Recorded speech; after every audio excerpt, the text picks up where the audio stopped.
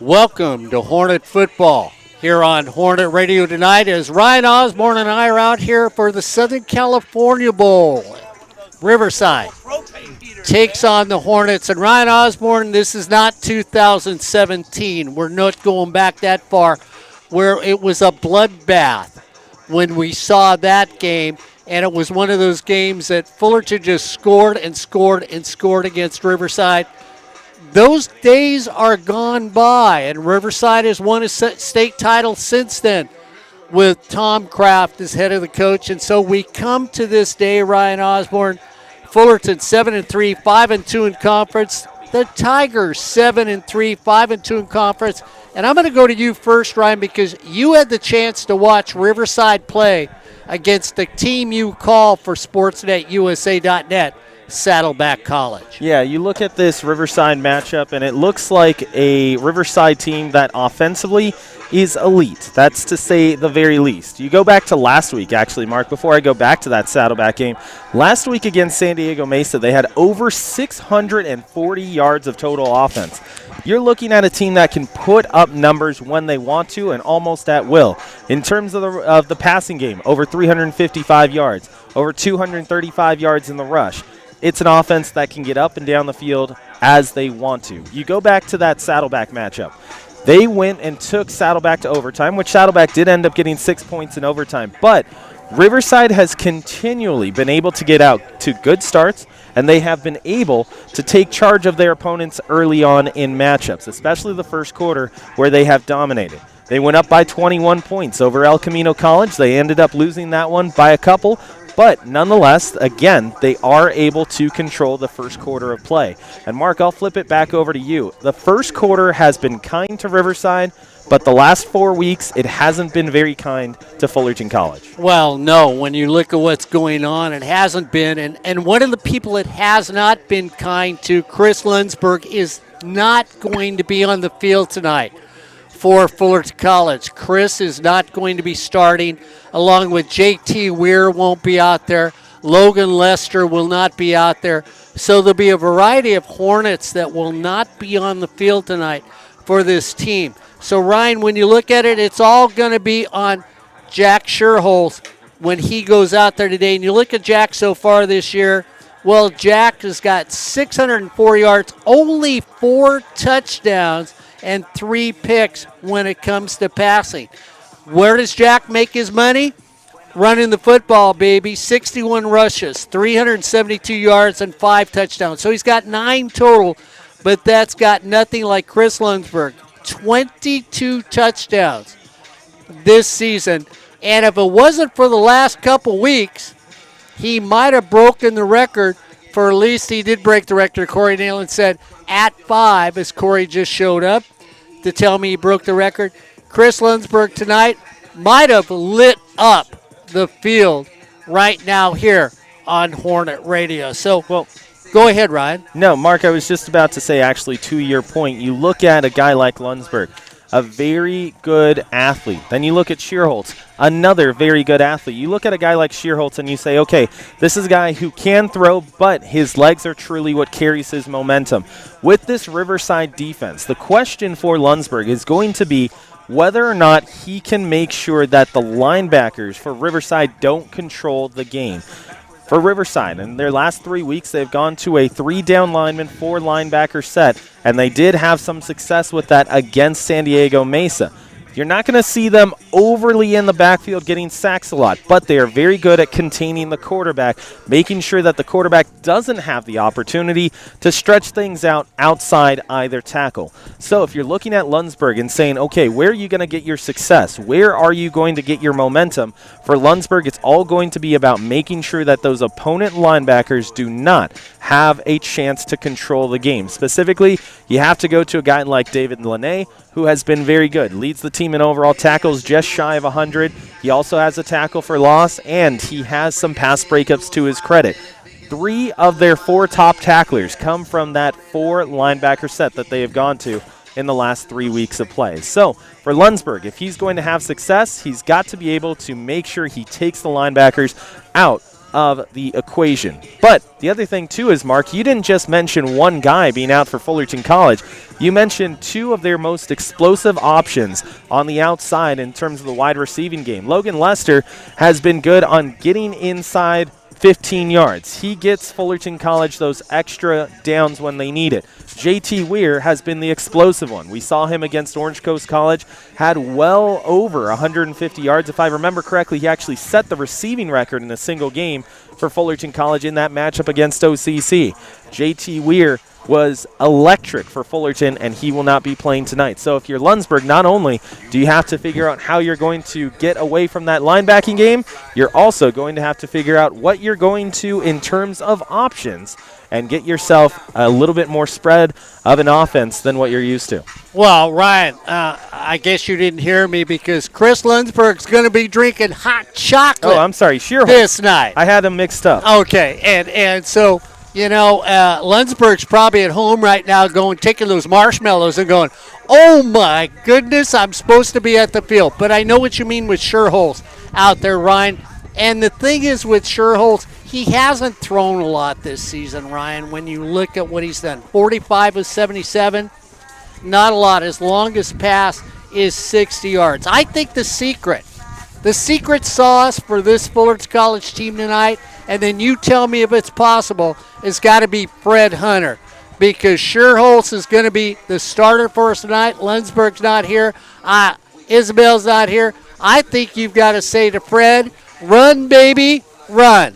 And that's what you've got to do. It's like when you're trying to get to the booth on time and you get lost along the way and you don't know who you're talking to, well, then you got to say, come on, it's all on me, until your backup shows up, who's on the air with us now. That's Mr. Corey Nealon. And, Corey, you've already heard Chris Lundsberg is not playing tonight. JT Weir is not playing tonight.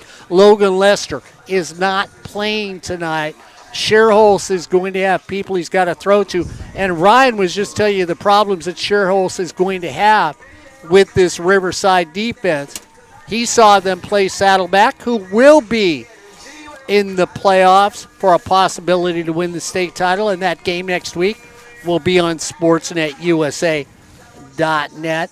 But right now, really the big thing, Ryan, I'm going to go to the running game and say the running game's got to do something today against this Riverside team. If they can run the football, Shearholtz has an opportunity, Mr. Nealon, to have more of an option out there as a throwing quarterback, not a running quarterback. Well, I guess this is the wrong time to, not bring your roster or something like that. That's right. Well, see, here's the thing.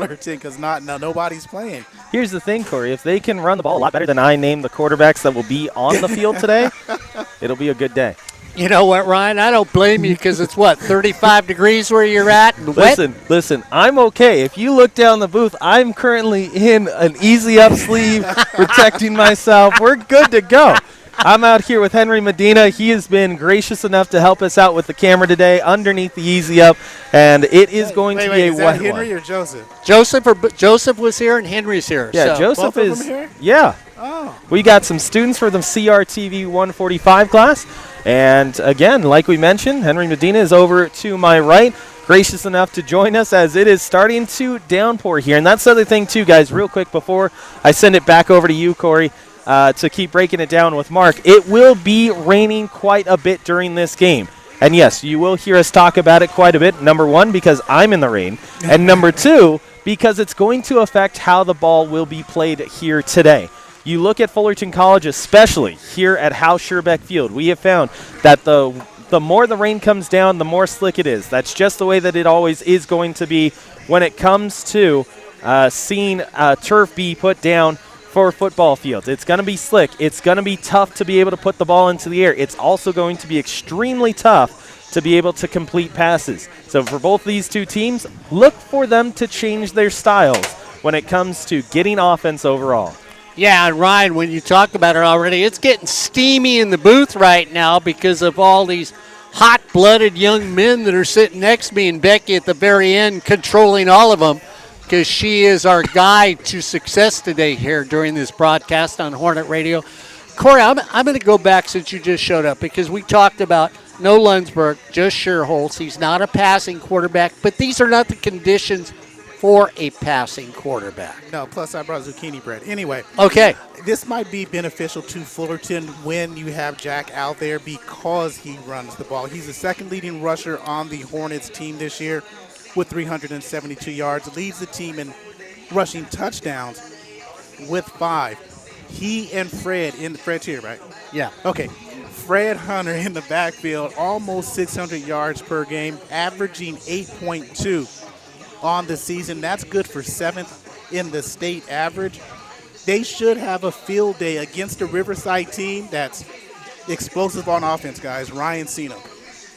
Defensively, however, they give up 460 yards per game on the defensive side of the ball. This is not the Riverside Tiger team that you're used to on the defensive side, so you have a chance to make big plays in the run game, and that is beneficial. Did I hear you say Quentin's not here either? He's not. No, he's not. Okay, then look for other running backs to shine as well. Did you talk about the Tigers?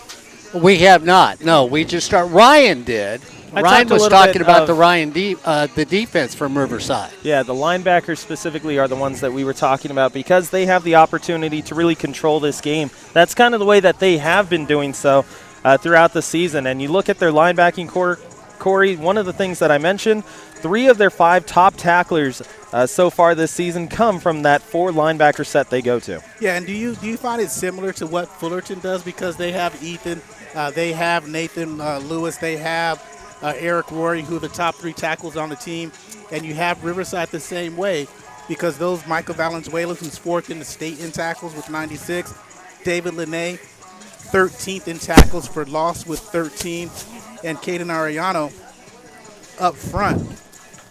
They are doing well on that defensive side of the ball, Mark, similar to what Fullerton does when you have Ethan Charpentier, who we've heard a couple talks about, with 118 tackles in the state on the season, which leads the state in those 13 tackles for loss, also tied for 13th in the state with David Linne. Ryan, are you still alive out there? I mean, I heard something. Did like the plastic attack you? No, but here.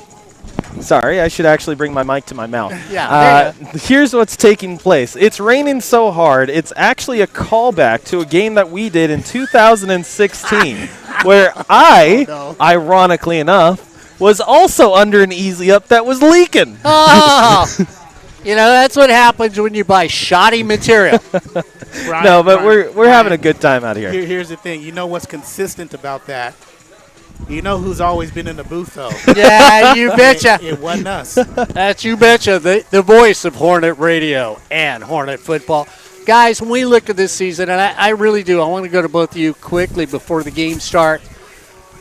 Ryan Osborne, you weren't here for a lot of the games, but you know what happened, and I know you're the type of guy that will go through the stats. Disappointing season for this Hornet team because you were around last year where they didn't do much. You know what? I'll say it wasn't a disappointing season, a disappointing end. I think those are 2 very different things because you look at the season overall, you have guys who have been electric. You have guys like Weir. You have Lunsberg. Shearholtz has had his moments. You look at Charpentier as well. And then you look at just how they were able to put together wins against tough opponents. The only issue was that they weren't able to get the 2 wins that they needed the most. So I think it wasn't a disappointing season overall, but I think it was a disappointing end, and I find that to be 2 very different statements. Hey, Corey, I'm going to go to you because you and I always talk about it.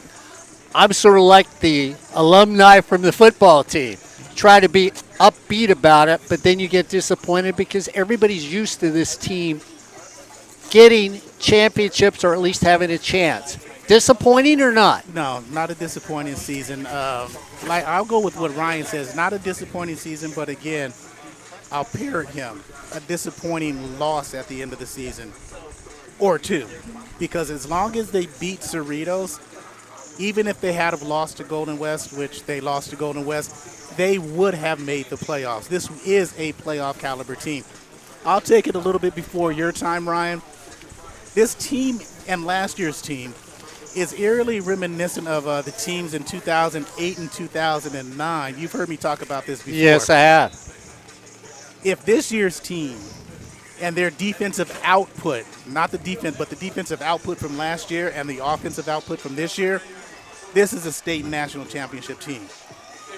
If the defense from last year and the offense from this year, this would have been a national championship team, much like 08 and 09 when Jeff Fleming was a quarterback in 08. They didn't have Kenny Turner. Kenny Turner, the running back in 09, they didn't have Jeff Fleming. Those would have been championship teams. So if you get the mix and match, you can look for the positive, like Mr. Osborne of Hornet Radio and Corey Nealon of Hornet Radio, and both of them of SportsNetUSA.net. See it. I'm going to be like the alumni. I'm not going to say a disappointing season, but I'm going to go back, and when we tell people not to pair it, guys, the Cerritos game, upsetting. The Golden West College game, maddening, because all the money came down to that one, and they couldn't step up. See, I'm going to disagree with you on that, and we'll disagree with the whole game. That wasn't the maddening game. The maddening game was Cerritos. If it's maddening, Cerritos is maddening. Golden West was disappointing. So where's the Ventura game fit in, Ryan? The Ventura game is an early game. And what I mean by that is that not only did it happen in week 2, so yes, it is very literally the early game, but it is also where you are still trying to establish your identity and figure out what it is you have as a team and as a program. That is what characterized that game. And that characterized this season. As we get ready for our national anthem, and then here on Hornet Radio, we will take you to the Southern California Bowl.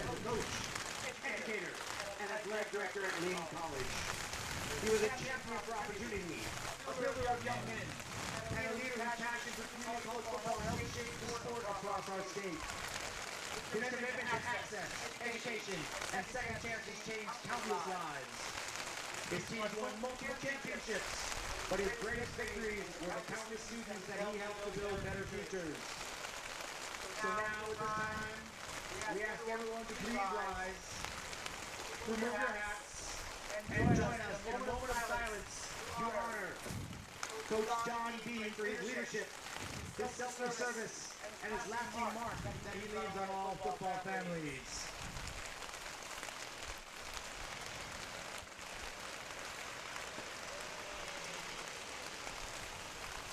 Thank you. OTB's spirit, passion, and dedication will forever remain part of the fabric of the California Community College football world. May he rest in peace. While we are in our somber moment, we now please join us in the playing of our national anthem.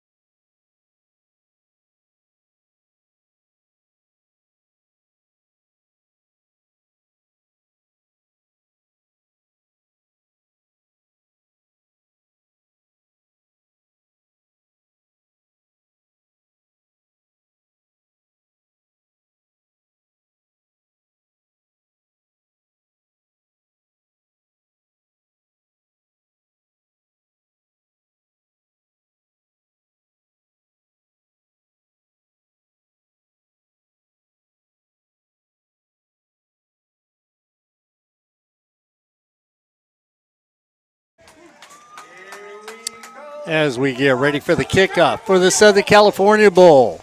Riverside against Fullerton. Kevin Kraft replacing Tom Kraft. And, of course, the Kraft family is just synonymous for winning championships. I don't care if it's football, softball, you name it. They can do that. The Hornets are going to receive to start things off.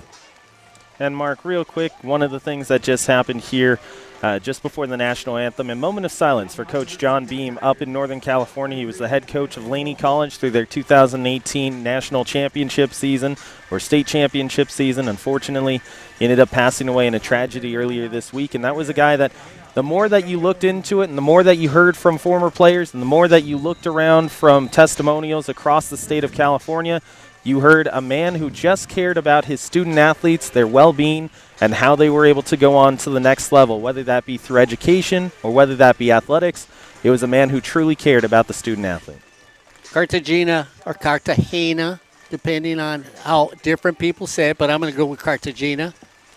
And O.J. Jones, kick it all the way. Going to take it out of the end zone.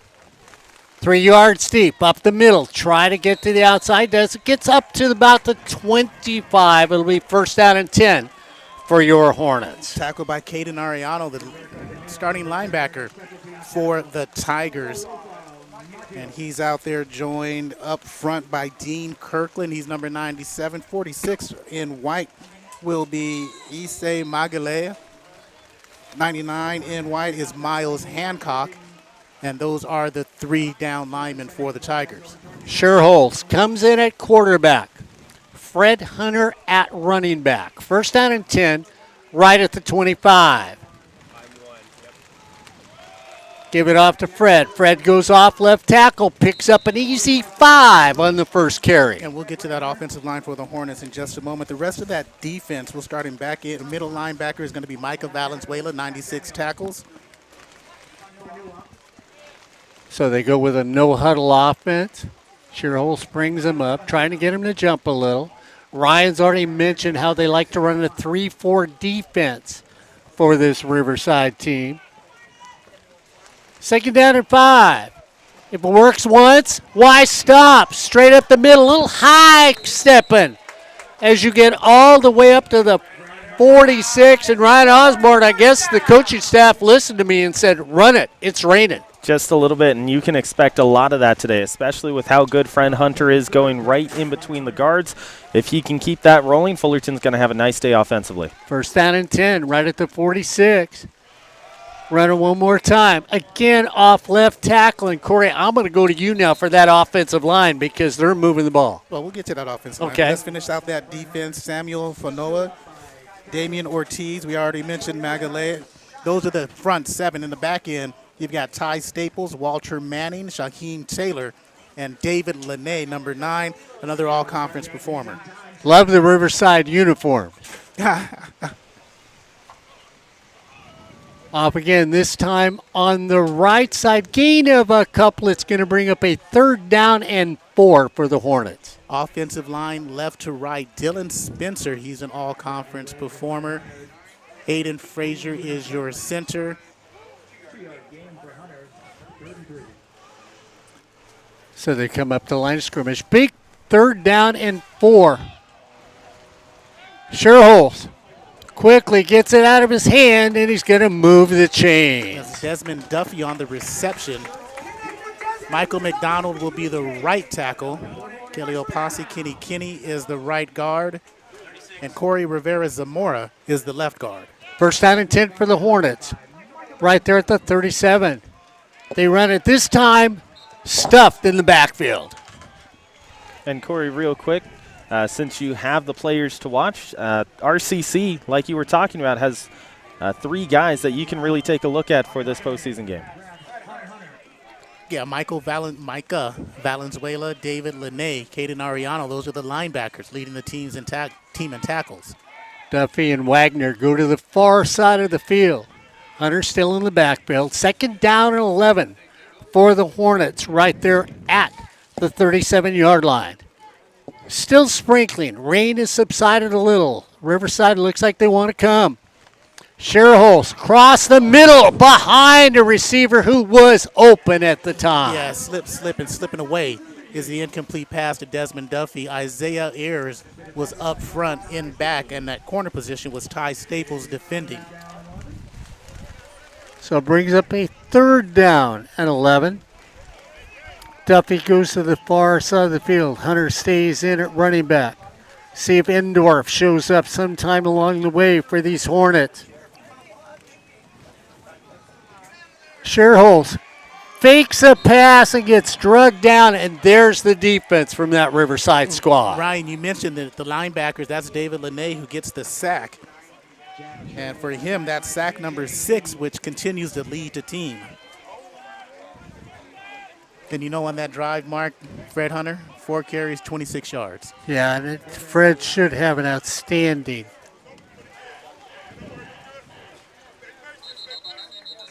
We're going to get the officials that are going to stop play right now. That's Donovan Ferguson, who's back deep for the Tigers. Ferguson out of Jefferson High School in Portland, Oregon. When you look at that.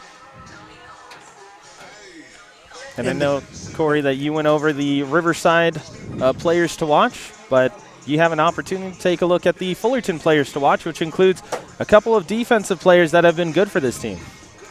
And yeah, for Fullerton, E.J. Robinson, he's going to be one of those guys. He's an all-conference performer as well. Did he make first team or second team? Let me make sure I got him here. He made first team.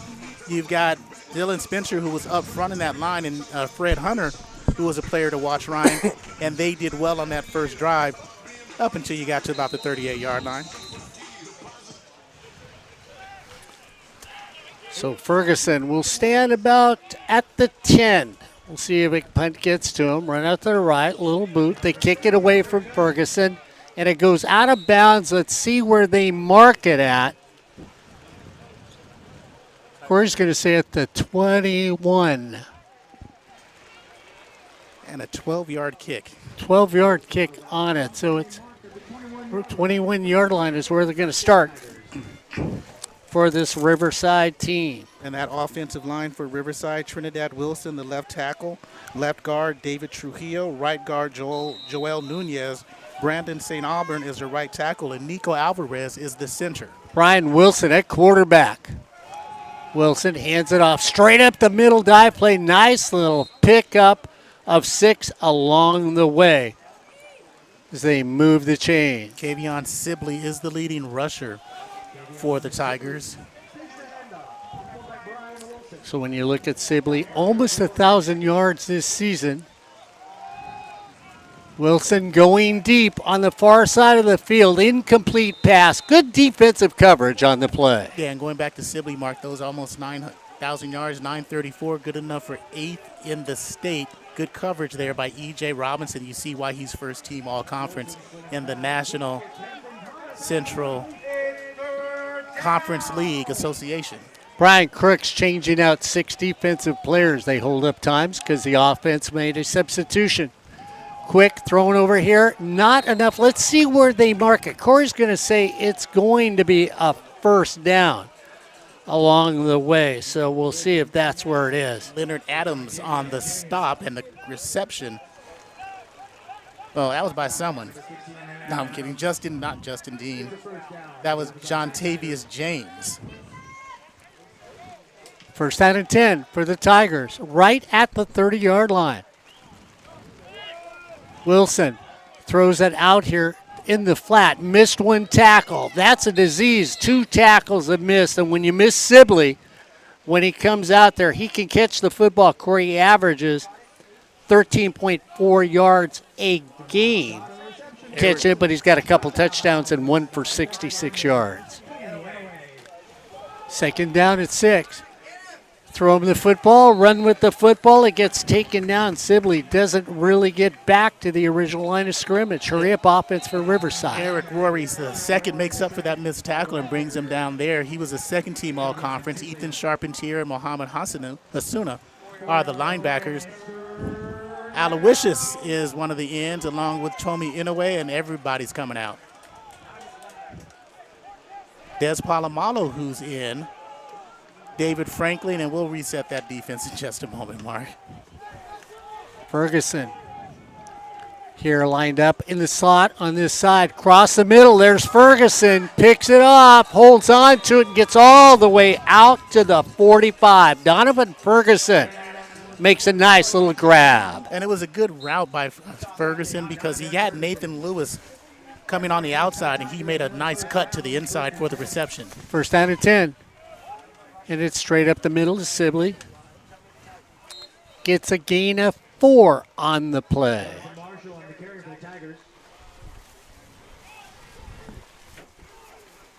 So empty backfield. Okay, there he comes back.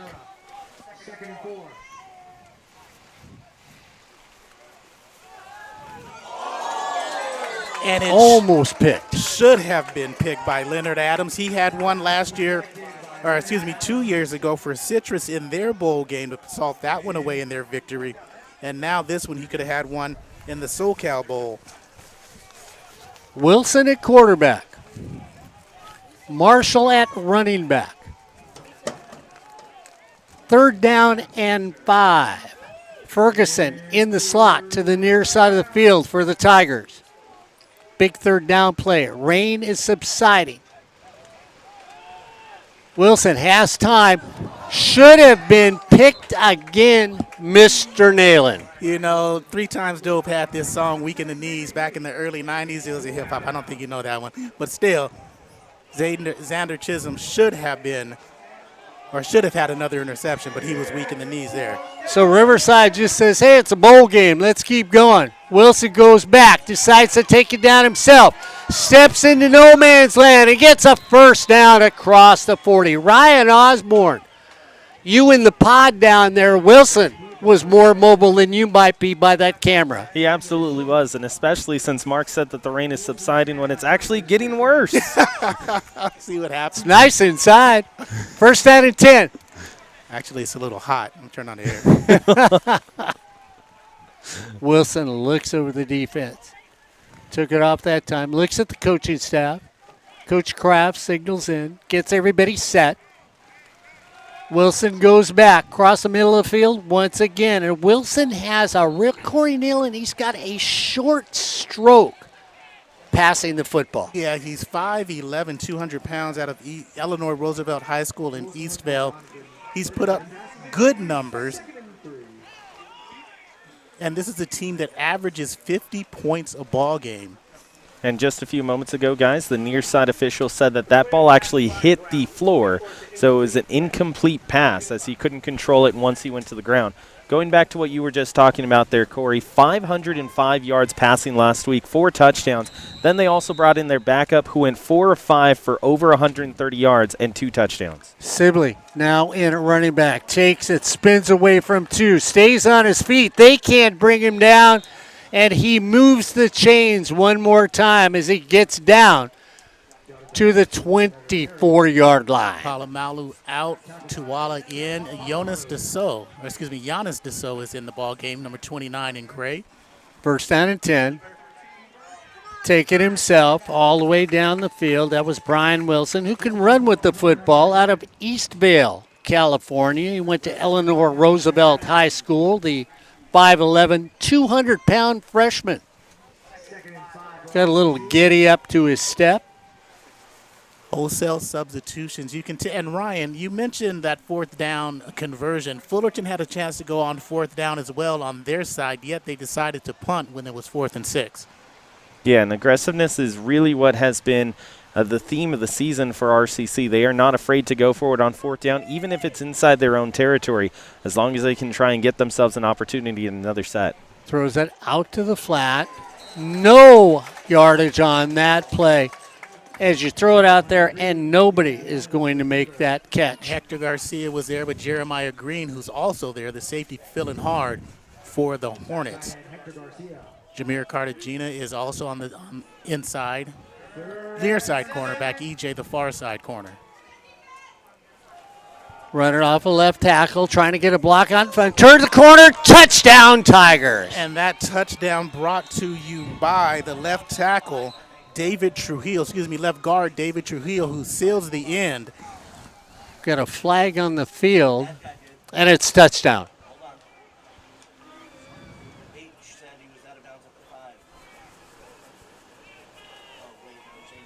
So David Trujillo, the key block to allow Sibley to get to the sideline and really dance his way into the end zone.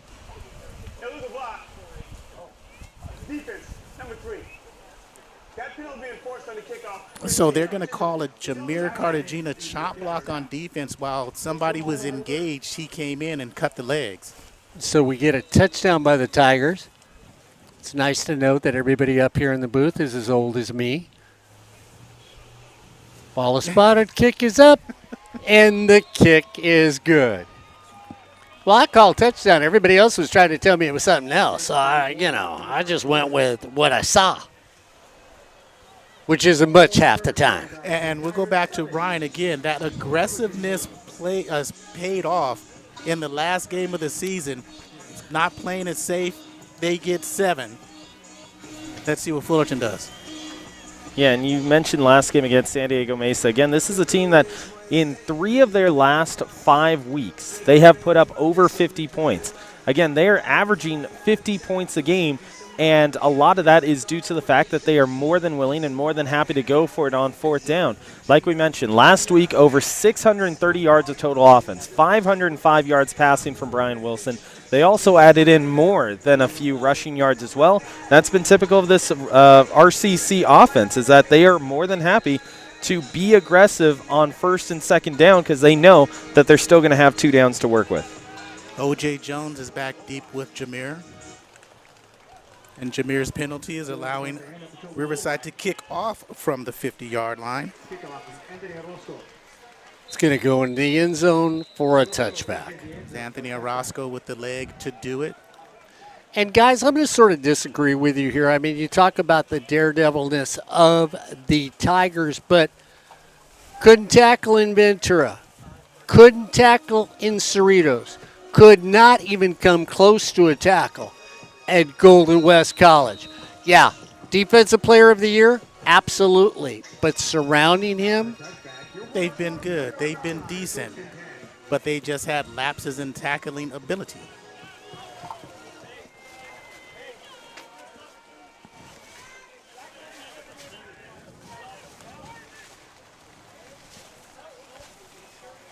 McCorn right there, incomplete. Trying to get that one down along the way. Couldn't get it to Desmond Duffy for an incomplete pass. The offensive line for the Hornets, Michael McDonald is the 2nd-team All-Conference. Hayden Frazier also 2nd-team. Dylan Spencer got a 1st-team nod. Desmond Duffy goes to the far side of the field. Straight dive play off a left tackle. Immediate tackles. And, guys, this is what you talk about, Ryan Osborne. The defense of Riverside, they don't miss that first initial tackle. Yeah, and that's been the biggest thing for this linebacking core is that they are very good tacklers. They have a reputation of being very good tacklers. And they not only do they wrap up well, but they also get a 2nd and 3rd guy in very quickly. I think that's one of their biggest strong suits as well. 3rd down and 9 for the Hornets. Trying to get it. Here comes the pressure, sack down there, and you're looking, ball came out, but they're going to say. That should absolutely be a fumble. Micah Valenzuela with the recovery, and inside with him, causing that is Caden Ariano. And they are causing havoc against Fullerton. And that offensive line, they were waiting and waiting and waiting. You can see the timing's just not there between Jack and the receivers just yet. And it's a tough one there, Corey, too, because if you're Shearholtz, you have to be able to tuck that one.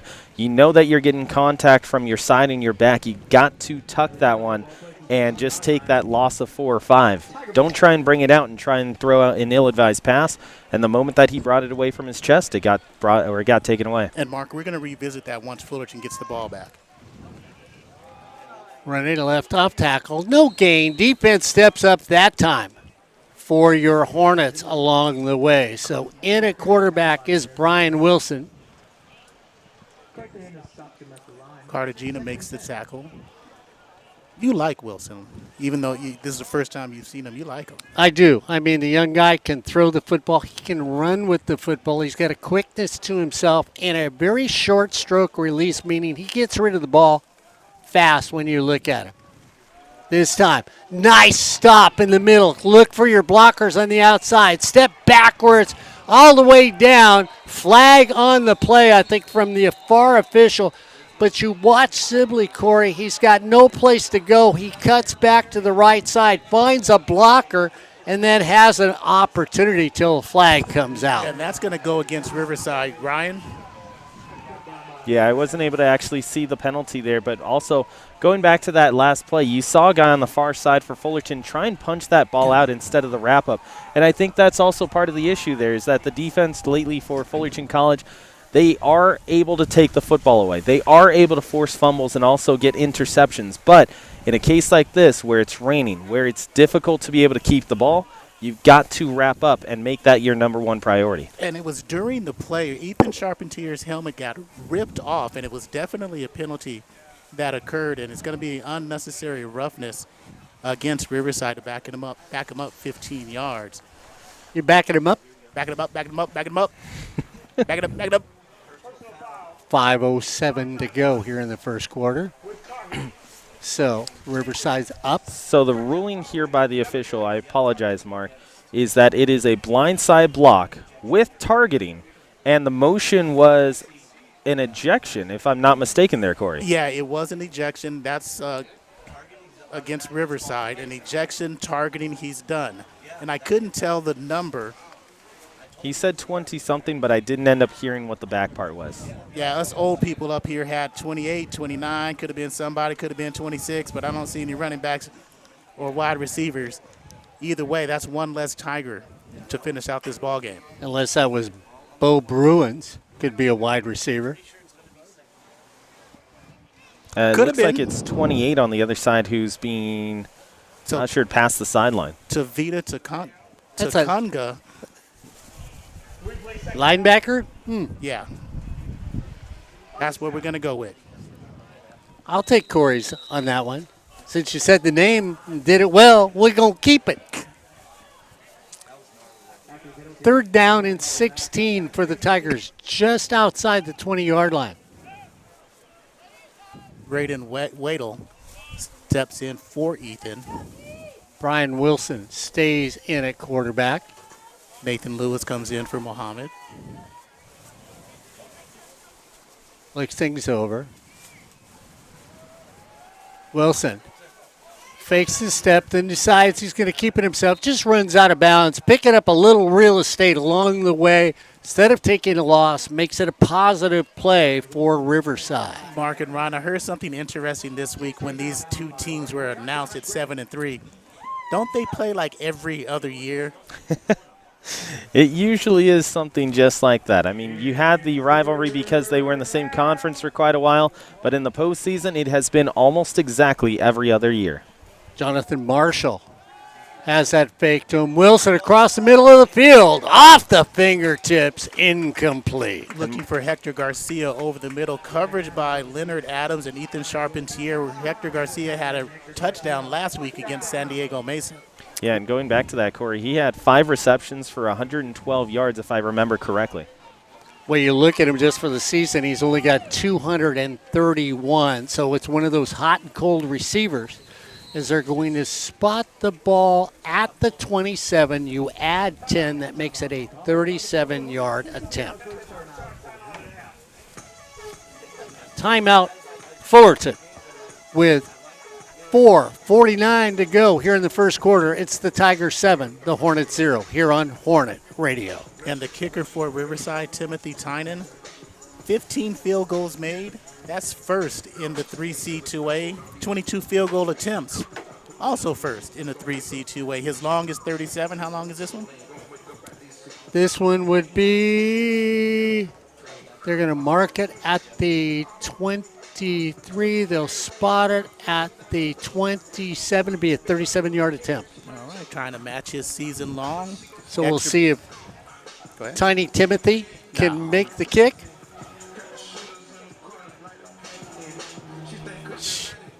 You know what? I always love people who show up late, Corey Nalen.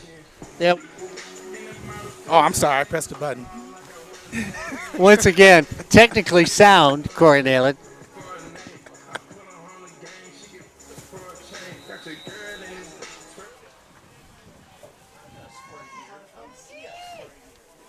So they spotted 27. You add 10. That's why it will be a 37-yard attempt. The kick is up. And the kick is good. So it's been all Riverside in this first quarter here on Hornet Radio. Ryan Osborne, Corey Nealon, and the old guy happy that you're watching this game tonight on a rainy, soggy Monday night here for the Southern California Bowl. hosted by Fullerton College. Don't forget, next weekend the playoffs start. Saddleback College next Saturday on sportsnetusa.net. You know, Mark, I was thinking to myself, how could the rain get worse? And the way that it is doing so is that the wind is now swirling off the stadium and coming across sideways in ways we hadn't previously anticipated.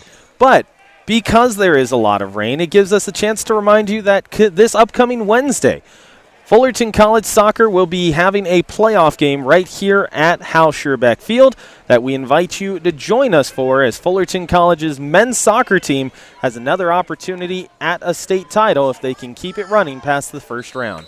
That'll be Wednesday. If I'm not mistaken, it should be a 7 p.m. start. Cartagena takes that all the way out to the 31-yard line. So a return of 28.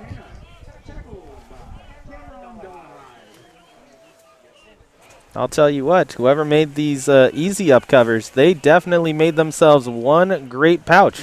I tell you what, we know what we're doing, don't we? A seamstress of America. Shearholtz comes out at quarterback. Hands it off to Fred. Hunter takes it up, gets a gain of a good 3 on the play. And here's where it's difficult, Corey. You look at Fred Hunter. He has the ability to be electric, to get 15-plus yards whenever he has the ball. However, in a game like this where the weather is the way that it is, do you find that this linebacking core is going to be stacking the middle a little bit more and taking away those open lanes? Well, we'll see, Ryan, as Reinders, they've got a new quarterback in the game for Fullerton. So we'll see if we've got a more pass-oriented attack. The running attack worked, and that's where you weigh on the linebackers. With a running attack, you make them adjust. You look how deep they play. High snap. Looked over the middle. Drops it off. There it is. And a little drag play. And what you do is you take your running back, come out. Fred comes out, makes the catch. And, Ryan, you make a linebacker cover you on a pass play. That's exactly how you get special players into space. Like you said, Mark, you're just getting him out into the open. If the middle is stacked up, you at least want him to use his legs and use his ability to get away from would-be tacklers, get him into open space. Straight dive play up the middle, gain of 3. So a little ham and eggs right now. Run him, throw to him. Scramble it up with a different play. 6 carries, about 43 yards. That's unofficially because we haven't checked live stats yet. And, of course, Reinders didn't have a lot of opportunity this season as time. Looks to go in the middle, down low with the throw, and just could not get it there yet. Still a catchable football. Yeah, hit him in the wrong spot, Mark. In the hands? Right in the hands, and that was Mark Esley II. All-conference punt returner, Mark Esley II. So maybe if he threw it end over end, he would have caught that one. He's had a heck of a season. So it brings up 3rd down and long for the Hornets, a theme that we've had here tonight at midfield. Let's see if the Hornets, if they pick up something, decide to play a little more aggressive. Riverside said they were coming. Reinders trying to get out of there, gets back to the original first down marker, and that is it. And we're going to punt the ball away. Just had nowhere to go. Miles Hancock jumped a little bit inside, but not enough to get into the neutral zone, and continued his progression right to Reinders, forcing him up into waiting arms of the Tiger D. So the Hornets cannot find any rhythm on offense whatsoever in this game. And it's not because of the rain. It's because of Riverside. Signal for a fair catch. Ball's going to hit. Take a Hornet bounce. And they didn't let it keep going. You grab it. Ryan Osborne, you're down there. That thing was rolling towards the end zone. You could have stopped it at the 1. Yeah, and everyone else who was in the vicinity was also not thrilled at the fact that that ball was picked up. But nonetheless, you'll still take something that's inside the 10. And again, for this defense for Fullerton College, they had the opportunity to get a breather in, especially against an offense for Riverside that has continually shown that they are more than willing to go to the no huddle and get up to the line of scrimmage quickly. So that last offensive drive, yes, Fullerton doesn't have it end the way that they want to, but they pin them inside their own 10 and they give their defense a chance to get a breather in. So they're going to put that right down at the 9-yard line. Wilson throws it out to the flat. In the hands, off the fingertips, and Corey, that was a place where it was one-on-one in the corner. He put it right in the receiver's hands. They couldn't pull it in. That was Garcia. Oscar Madrigal up front. Grethen as well. Tuala and Inouye as they come out for Herrera and Franklin and Palomalu. Grethen stays in. Charpentier, Lewis, and Dassault are the linebackers. Robinson, Cartagena, Chisholm, and Adams in the secondary. Second down and 10 for the Tigers. They're up by 10. It's the Tigers 10, the Hornets 0 here on Hornet Radio. Big second down. Wilson going over here. Throw knocked out of bounds. I don't think it would have been completed even if it would have been pulled in. It's a difficult spot to catch that football, too. Over the shoulder to the sideline as well, and it was just a shade high, too. So even had he brought that in and had control of it, it would have been hard to bring the toes down. So it's a third down and 10. Wilson goes back. He's in the end zone. He goes back again. Almost picked Corey Nealon, and that's another one that should have been picked off. The third pick that should have been by the Hornet defense. This time it's number 3, Jameer Cartagena, who had, well, again, hit him in the hands. And So he was a wide receiver last year. They tried to go to Logan Quates twice in a row, thought they had the play, couldn't do it. And so the young man out of Gardendale High School out of Birmingham, Alabama, has the ball drop off his fingertips. Hornets should end up with great field position with 1:57 to go here in the first quarter. High snap. Kick is off. And it goes out of bounds, caught. Corey Nealon says it's going to be a 24-yard punt. I was going to say it's going to be at like the 24. Oh, it's out at the 24. Oh, they're going to give him a good spot. Okay, no, I thought they were going to spot it at the 28, 24-yard line. And again, that was a 13-yard punt. There we go. We'll check and see if anybody else is playing around California. Well, yesterday there was the American Championship game, if you want to talk about that in between quarters, or we can talk about that later as we get on our soapboxes at halftime. Oh, I left mine at home. Ryan, you got an extra soapbox down there? No, but we do have some trash bags that we can put together with some gaffer's tape. Oh, that'll work. That'll work. There was Holding. a hold. Yeah, sorry, Mark, but there's a hold on the offense for Riverside City College. It was prior to the kick. They declined the penalty, and Fullerton will take over at the 24-yard line. Now, when you bring back Shearholtz, Mark, this is a great opportunity for Shearholtz and Fred Hunter to go to work. Yeah, and you want to see what Fred can do. Desmond Duffy comes in the near side of the field. We'll see if they get it to him. 161 yards this season. One of those unforgotten receivers.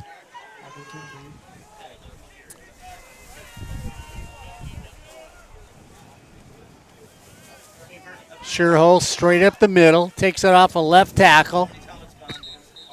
As an offensive lineman has their helmet knocked off. That's Michael McDonald, whose helmet comes off. And again, Hayden Frazier, Corey Zamora Rivera doing a good job up front to lead the way. And it's interesting. You've seen Jack Shearholtz drop back more in the first quarter than he really has all season long. And now they're going to get back to his run game where he punishes. Gain of 6 on the play. It's going to be second down and 4 for the Hornets. This time.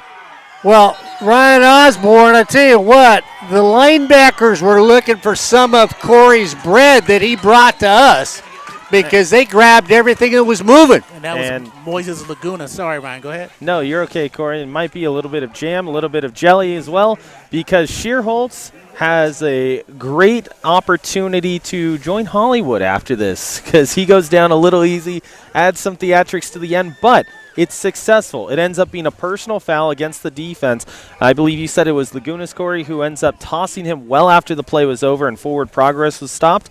So Fullerton should get at least an extra 15 out of this. Yeah, well, actually, Laguna blew up the play. It was Lene who threw him down, but how can that be an unnecessary roughness when the quarterback was going to take off running?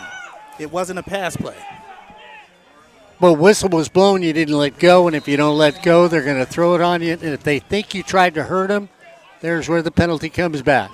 Shearholtz going to the far corner, overshoots everybody. Flag on the play.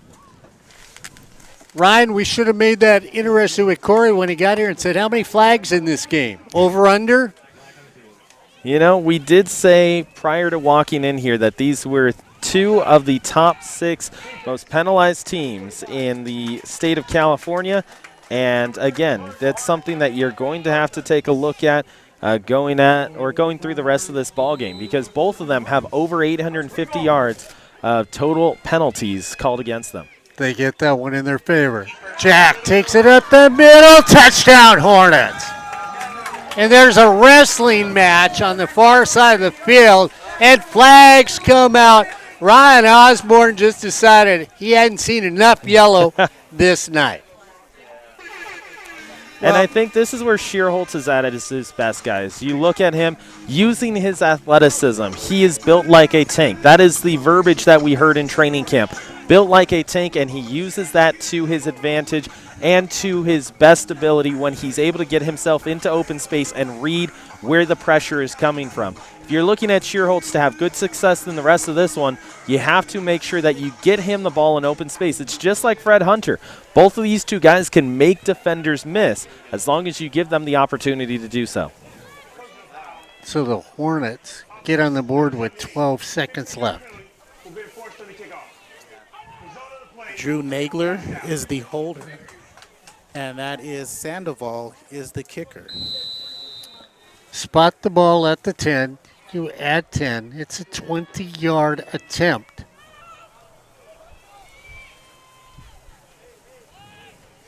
Ball is down, kick is up, and the kick is good. So with 1:12 to go here in the first quarter, well, we've got a game. It's Riverside 10, Fullerton 7 here on Hornet Radio. Speaking of games next Wednesday night, Ryan Osborne, the Hornets have made it in soccer again into the playoffs. This has been an interesting season. I give the coaching staff a lot of credit. They decided to change their coaching methods up, and it got them into the playoffs. They did, and one thing when you look at this Fullerton College men's soccer team, you look at the successes that they've had. You and I were talking about it at the start of the season. Those first 2 games here at home, well, we'll put it plainly, they were ugly. And I think the coaching staff would have agreed with us on that fact. But then all of a sudden you saw them shift the way that they use their back line, shift the way that they use their midfielders. And over the last part of the season, the last half of the season, they went undefeated in conference play in their final 7 matches, which is exactly what gets them into the playoffs and gives them an opportunity to be able to host a game here at Hal Scherbeck Field this Wednesday night at 7 p.m. They will be playing San Diego City College, who has plenty of firepower, but if Fullerton College's midfield can control the game the way that they have for their last 7 to 8 matches, they will be just fine. And isn't it those teams that aren't supposed to do well that come up? And we'll discuss that after this kick. So the Hornets were penalized. Line drive, takes a hop on the turf, round on the corner, up to the 40. Can't get tackled there as Ferguson continues to go down the field all the way down to the 45. So Donovan Ferguson with a nice return on the play. And, guys, it's those teams that you don't expect to advance far in the playoffs. It really surprise you and win those. We did a team called Vanguard back in the day when they won their championship in, was 2008 or 2010. I forget when it was. Anyway, I'm old. I was going to say we're old back then. But weren't we? anyway, that wasn't the team that was supposed to win. It should have been the 3 others that were supposed to win. Fullerton's going a long way this season in the playoffs. Yeah. Wilson comes back in at quarterback. First down. Wilson fakes it. Has time. Middle of the field. Going deep. Looking. There's another one that should have been grabbed. Corey Nalen, I'm going to go right to you on that one. Xander Chisholm played it perfectly. But instead of going to meet the ball at its highest point, he waited, and that allowed Ross Nixon III to actually knock it away. Throw it out here in the flat, trying to get the turn. Little struggle right there on that was Dominic Cox. Takes that one. Their leading receiver on the team's got 1,188 yards, 10 touchdowns this season. Of course, Ross Nixon III also has 10 touchdowns for this Tiger team this season. 3rd down and 8. Wilson goes back, has time, pump fakes, it gets taken down. Corey Nalen. David Franklin is there in the backfield along. Well, David Franklin and Frank Williams was there to put pressure as well. But what made the play was Eric Rory II taking the flat pattern away from Wilson. Sorry. It's foggy in here, man. It's foggy in here. Blanked. So we come to the end of the first quarter. As we come to the end of the first quarter, as we're all snuggled tight with each other here in the press box, it's Riverside 10, Fullerton 7 here on Hornet Radio. Right, Osborne?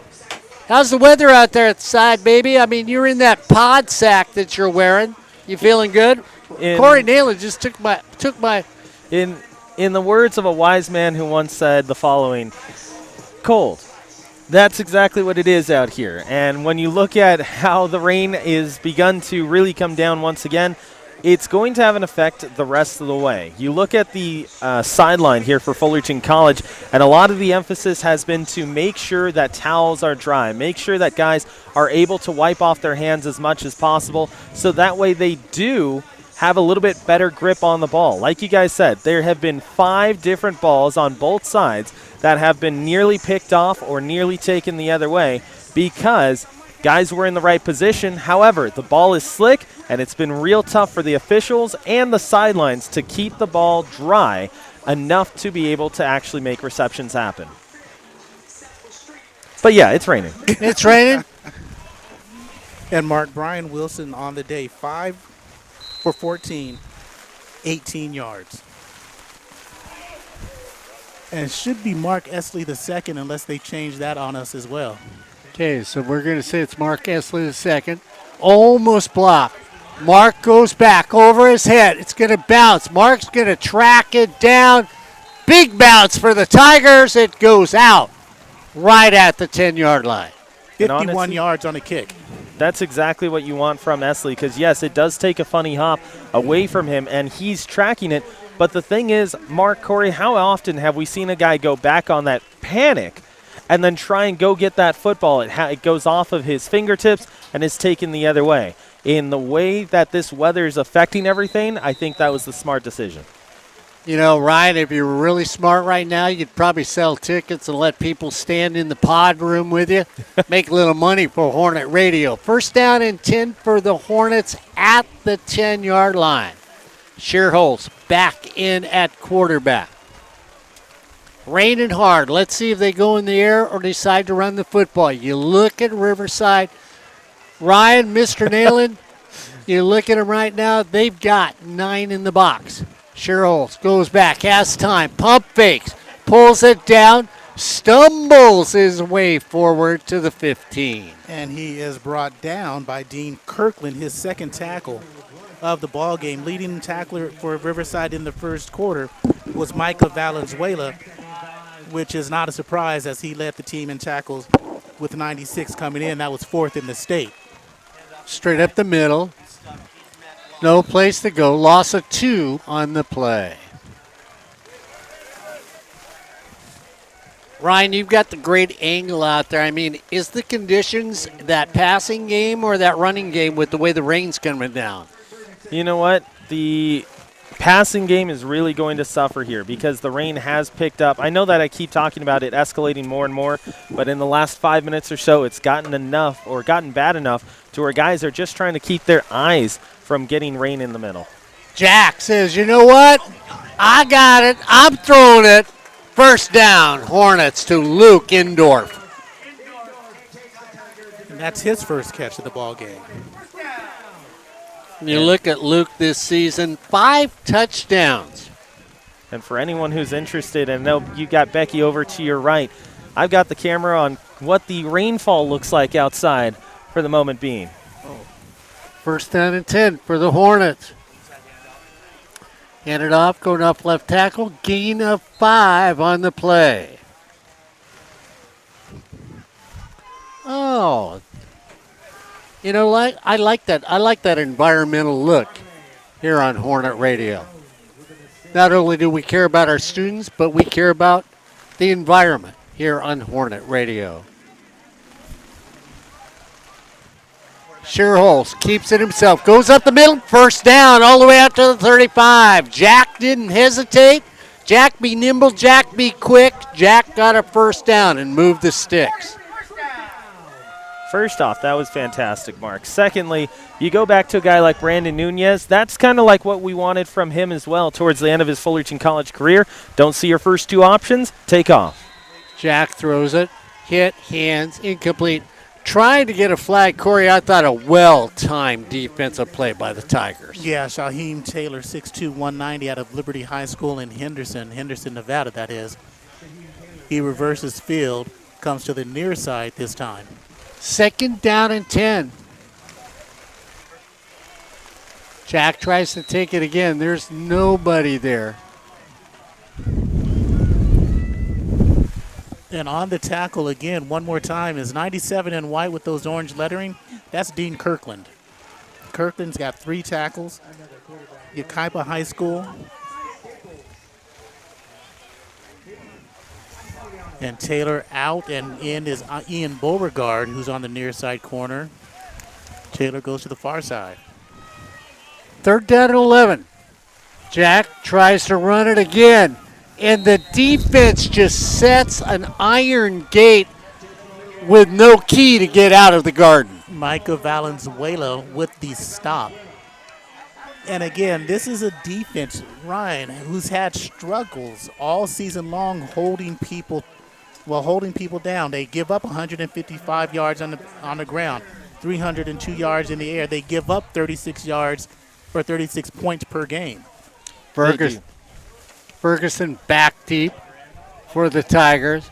Roller in his direction. Ferguson says, I'm going to get out of the way. And, Ryan, I'll go back to you. Didn't mean to interrupt you. No, absolutely, Mark. You take a look at this defense for Riverside, and it's kind of like what Corey was talking about. You've got 4 guys who are easily leading the program in tackles, but you also have to look at the fact that a lot of them were coming 5-6 yards after the play was after the line of scrimmage. They give up a bunch of yardage. They have given up a bunch of points. If I remember correctly, they're giving up 36.4 points per game for this defense. So if you're Fullerton College, it's attainable. You can get yardage on this team. You can get points, but you have to be efficient with it, and that's the biggest thing. Hand it off, going around the corner. Nice little pickup there by Tyler. So Tyler makes a nice little run when you look at him. Averaging 6.2 yards per carry with the football. 2 new offensive linemen for the Tigers, Ryan Rodriguez and Carl Brunau. Gain of 3 on the play. It's going to bring up a second down. Wilson taking his time. Wilson keeps it himself, takes off running, finds an opening to the outside, all the way across midfield for a first down. And he puts on the burners running behind David Trujillo as well as the other 2 we mentioned. Up front, Trinidad Wilson and Brandon St. Aubin. Nixon and Ferguson to the near side of the field. Wilson at quarterback for the Tigers. First down and 10 at the 48. Runs a little delay, this time off a left tackle. Gain of 4. A nice spot. They're going to give him 5. Tuwala makes the stop, but again, he leans forward to pick up that Shane Herrera on the bottom of it. So it's going to bring up a second down, and I'm going to say a lengthy 5 yards, maybe a skinny 6. Second down for the Tigers. Wilson goes back. Nobody's bothering him. Middle of the field should have been. All right, Ryan Osborne. I know you guys are mathematicians. How many missed picks? That is the number 6 for Fullerton, and Riverside also has one as well. You also have to look at a guy like Charpentier on the front side of that play. Wilson had to step into that throw, and Charpentier absolutely leveled him at the end of that one. So even though it's wet, even though it's been hard to get the passing game going, you have a guy like Wilson stepping into the pocket and stepping into throws, knowing that he's going to get contact is something that you have to take a look at. And that's Xander Chisholm, who dropped his second interception that he could have had, coulda, woulda, shoulda in this first half of play. But, Corey, you have, and really when you talk about this Fullerton team, I know you and I, when we're out at East LA, you came up with your own conference teams, and then you said, okay, these guys are actually on the conference team. Is there anybody from Fullerton that should have made a conference team that did not, that you would have said they shouldn't have ignored them? Guess I should have kept that paperwork. Huh? Oh, you got rid of it? Oh, okay. I thought you had it with you. No, I got it somewhere. But you know what? This conference team, it pretty much came out to where it should be. I mean, Kenny on the offensive line, the way they ran the ball and the way they produced, he could have been a second teamer. But again, Dylan Spencer, Hayden Frazier, Michael McDonald on the offensive line made it. Everybody made it who should have made it. Des Palomalo didn't make an all-conference team yet. He was injured for a few games. Nixon and Ferguson coming to the near side of the field. Wilson at quarterback. Big third down. He's back. He has time. Cross the middle of the field. This time, pulled in. Flag on the play. And on that, is that Quates? That is Quates. Yeah, it's Quates. Logan Quates. And in this case, I believe the personal foul is going to be on the left tackle for Riverside. Just getting into it with Palomalo at the end. So you got to wonder if it's during the play, it's coming back, not a first down, still third and a long way. If it's after the play, that's the first down. You know, guys, we talk about rivalries and everything else. When we look at these two teams, Ryan Osborne, you've been with us for 13 years now. Is this a natural rivalry between these two teams? It really is, because now you're looking at it going across multiple coaching staffs as well. For both these two sides. So if you're able to keep that intensity, that same intensity and that same feeling every time you go into one of these matchups, it is a natural rivalry. The distance also helps as well, and the fact that a lot of these guys played against each other in high school, in junior high, Pop Warner as well. So that builds up more and more as you keep continuing to age. And you look at, if I remember correctly, it would be 3 years ago now, Southern California championship game, Fullerton and Riverside. Riverside wins, goes on to the state title game. You go back to 2017, Fullerton 72 points on Riverside to go to the state title game. Wilson goes back, dances across the middle with his feet, and Corey Nealon, that little dance just was enough to throw the pass off. Charpentier on coverage against Cox. Again, good coverage, good defense. And Ryan, one of those two guys out there standing with you should check on the accuracy of this next statement. I believe Fullerton has won 30 games in the all-time series, and Riverside has won 44 in the all-time series. You know what? I will have one of them take a look at that for me, but I will do that after they make sure that they stay dry, because I do want to give a lot of credit to Henry Medina over to my right-hand side, who has been a godsend here over at our second camera and making sure that everything continues to roll on as the way that we want it to. What do you mean? The rain's rolling on. It's nice outside. Everybody's getting a little fresh air. They're getting a little moisture. You know, it's a good night. If you're out in the rain, you should be happy doing what you're doing. See, Becky's shaking her head because she's stuck inside. Knowing Becky, she probably wants to go outside and play with the rest of the people in the puddles here on Hornet Radio. 9:23 to go here in the second quarter. It's the Tigers 10, the Hornets 7 here on Hornet Radio.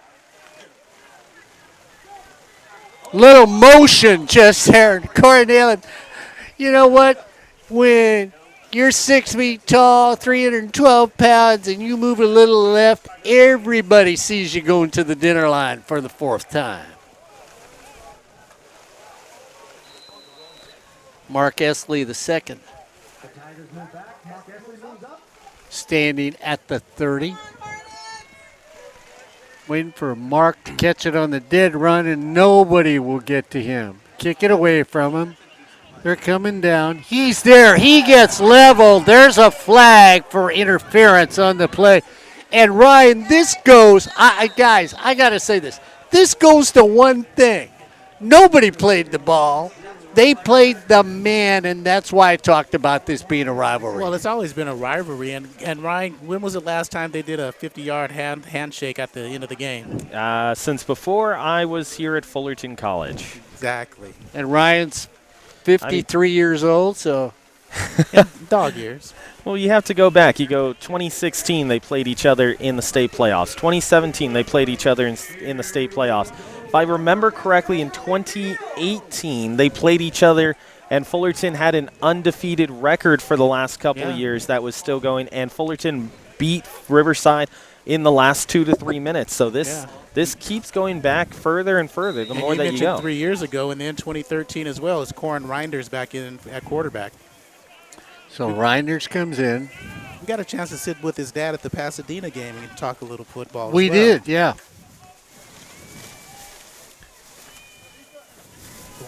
First down and 10. Goes back. Going deep. Far side of the field. It's there.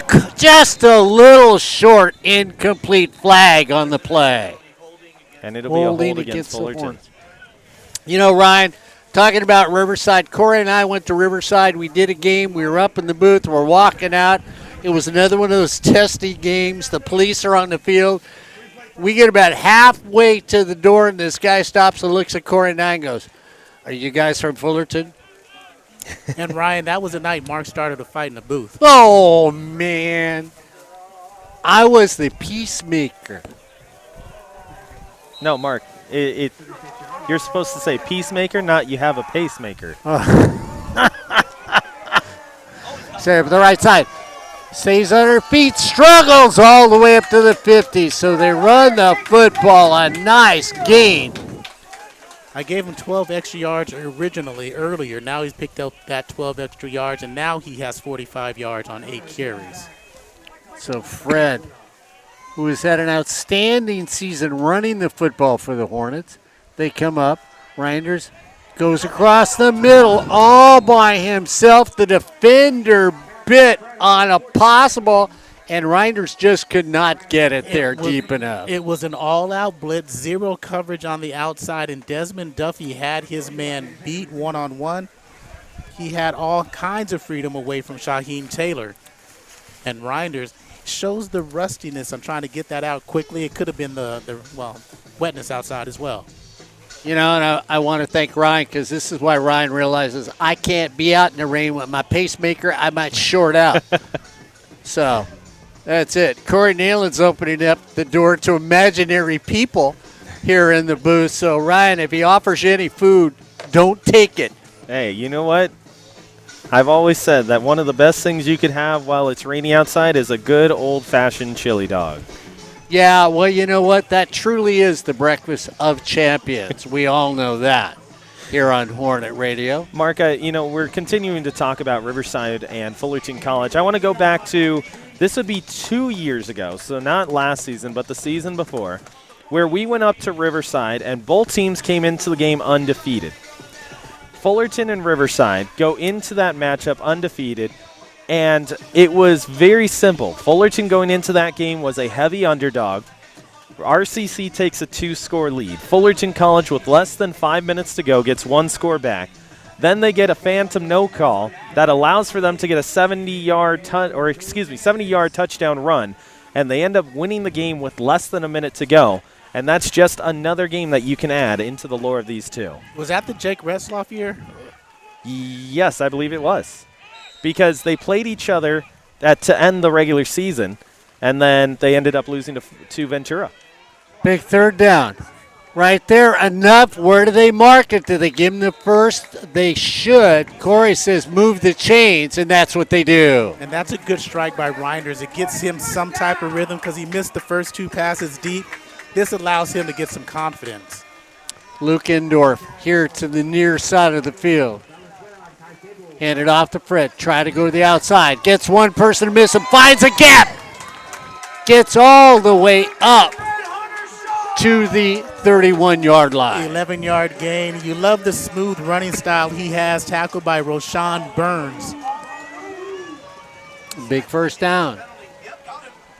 Endorf takes off. That's where they're going. Looking for Endorf. There's pushing. There's shoving. Incomplete pass. Good. No call. Good coverage. Yeah, great coverage by Shaheem Taylor. There were 12 on the field, and it should have been an offside or too many men on the field for Riverside, but again, no flag. And Reinders came into this ball game 14 of 23 this season, 186 yards, 2 touchdowns, 2 interceptions. At least they didn't have 13 like we saw in the Pasadena game. Then 12. Then 12 again. Third. Reinders looks over. See if the Hornets decide to play daring here. Here comes Riverside. Dive play off the right. Nice move off a right tackle, Corey, and you just run up the field. Michael McDonald on that right side, opening up big holes for Fred Hunter and Kenny as well. Michael McDonald out of Dorsey High School. His Dorsey Dons lost last week to Eagle Rock in the second round of the CIF playoffs.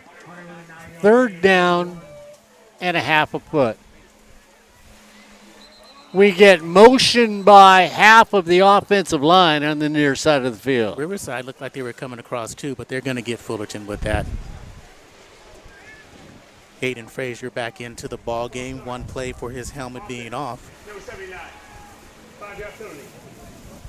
And if I'm not mistaken, that goes against Spencer. Yeah. All conference first team out of Boulder City, Nevada. So we move it back. We're going to get a whistle. And speaking of Dillon's high school team, his team lost in the second round in the Nevada NIAA playoffs last week. So a little discussion out there, and the referees are saying, you know, I just love being out here in the rain. So what happened was Hayden Frazier, who went out for the play because his helmet came off, came back in. Yeah, after the penalty, and there wasn't a play. Yeah, he has to be out for one full play. And Isaac Cazares comes back in, number 54 in gray, if you're counting. Thrown on the far side, up, pulled down. What a catch by Luke Endorf. So Luke goes up and gets it, and it should be first and goal. An excellent throw by Corin Reinders. Third time's the charm going down the field. Snap it. And it was a free play on that last one anyway, Corey. Yeah, it was, and they couldn't snap it because they had 13 people on the field as well.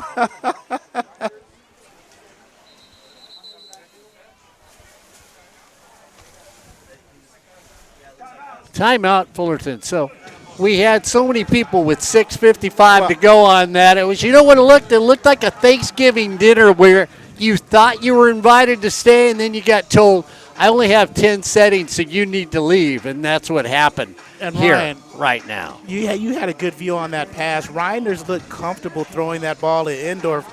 Excellent to come down in the wet weather. Yeah, he did. He takes that step and is able to drive through his front leg and allows him to get a good loft on the ball, and he places it in a spot where Endorf can only get to it. Endorf is battling off 3 different guys, 2 defensive backs and another wide receiver to catch that ball. How often have we heard the coaching staff talk to us and say that they want guys to go up, swing their hands with momentum, get it at the apex of what they can, and then bring it down into their chest? Luke Endorf does exactly that. So what you're telling me is that was just a weekend play? Everybody went and got the football? That's exactly it. Ball comes out. Who comes up with it? Riverside says they've got it. And they've got it.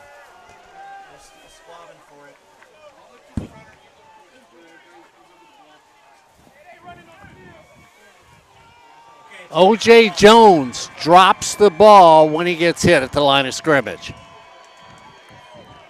So turnover time with 6:49 to go. Will the Tigers walk away with that red stake and come out with a first down? Was that O.J. or was that Fred? Well, I just got heard down from the booth it was O.J. So. Yeah, I thought it was O.J. as well, and it's a difficult one too because he ends up having space on that right side, and he's looking up towards where the end zone is and where the gap is going to be off right guard. And by the time that he takes a look upstairs, it doesn't allow for him to secure the ball into his chest. So big turnover. Running up the middle, first down. Good play by Riverside. And very much a momentum changer on that fumble. You're going in to score after a big play. First down and 10 for the Tigers. Straight up the middle, going to the outside. Lots of room. Seal block right there and just get drugged down before the 40-yard line. So the Tigers taking advantage of a turnover and taking the emotional aspect of it and getting things going straight. And that's what the good teams and good programs do. I believe that was Sibley again, who's over 70 yards rushing. Connor's over here. Why stop? You might as well hand it to him one more time, this time taken down in the backfield. No, that was Sibley. That was Sibley. So again, over 70 yards rushing in the first half of play. Camden Connor to the near side of the field. Wilson at quarterback. Sibley at running back. They hand off to him again. This time he goes off a right tackle, straight up the middle, all the way down across midfield to the 45. So it was Jonathan Marshall in at running back. Wilson goes back, has time, looks for the middle, turn, incomplete pass. And guys, as much as I love the big square numbers, those 5, 8, and 9s was looking all the same to me. Wait a minute, there's numbers on the jerseys? When did that happen? Ross Nixon, the third. The third, out of Cathedral High School, 6'4". He doesn't look 6'4" from up here, but nobody looks 6'4" from up here. Wilson, pump fake, steps, goes across the middle, incomplete pass. Xander Chisholm makes the hit on Dominic Cox. And Cox has been quiet. Don't believe he has a reception yet. He came in with 71, which leads the state. Second in receiving yards in the state as well. Nixon the third comes to the near side of the field. Third down and 10. Hornets need to make a stop. Looked like Riverside had the opportunity to make a move when they got the turnover with 5:15 to go. Here in the first half, Hornets trailing by 3, 10-7. Pump fake taken. Wilson steps the outside. Ball comes out. He goes down, and it's going to bring up a fourth down. And that's going to go as a sack for Ethan Charpentier, 4.5 on the season for Ethan. Got one fumble recovery, one pass breakup. It's going to be an all-conference, going to be an all-American, going to be a conference player of the year on defense, is it? I think he should be. I think he should be defensive player of the year. I know you had somebody else that you had mentioned when we were at East LA when you were talking about Brandon Solo from Golden West. Yeah, as defensive player of the year. That tied both of them as co. Pressure comes up. Mark looks to take it. It's going to hit the ground. Everybody gets away from it. And it's going to die right there at the 22 with 4:16 to go. It's Riverside 10, Fullerton 7 here on Hornet Radio. Don't forget, this coming Wednesday night, the playoffs start in the 3C2A for men's soccer, so make sure you show up here at Fullerton and watch the Fullerton men take on that game. If you can't be there, make sure you watch it here at 7 o'clock on Hornet Radio. Joe, Ryan, Corey Nalen, and a variety of young people from around the area will be here on Hornet Radio. First down and 10. Reinders. Sherholz has it. Jack's now back in the game. So Jack keeps a quarterback keeper, takes it up to the 29. Valenzuela, Lene in the vicinity, as well as Ariano. Gain of 7 on the play. It's going to bring up a 2nd down and 3, just short of the 30. Jack, quick out. Going to move the chains. So Jack with a run, then Jack with a quick throw. And this is the type of drive in the 4 minutes that you want to close out the first half, and you pretty much need a touchdown. Endorf to the far side of the field. Desmond Duffy to the near side of the field. Get a little motion there, and I shouldn't have mentioned anybody's name. They all started dancing and doing the cha-cha or the twist. And that shift that defensive line players do caught the right guard. Is that Corey, or is that is Corey who moved, and they're going to back him up 5. Speaking of shift changes, we're going to let Henry Medina take off here, and we want to thank him for joining us here on the broadcast. Again, guys, we want to say a big thank you to the CRTV 145 class here at Fullerton College that has allowed for us to be able to continue to broadcast these Fullerton College football games throughout the season. Jack moves out of the way, steps out of 1 tackle, stays on his feet, gets a positive gain on the play. Gain is 7 for Jack Sherholz. So Jack gives it a workable 3rd down. With 3:14 to go. There goes Henry on our right shoulder. Thank you, sir. Jack says, well, if I do it once, I'll do it twice. And you know what? The Tigers say nay, nay, nay. Well, actually, that's right. Actually, the name is Lene, Mark. David. Oh, okay. I was close. Oh, okay. David Lene. Again, 14 tackles for loss. That'll be his 6th sack, and actually his 7th sack this season. So a timeout on the field. 3 minutes to go as he gets up slowly.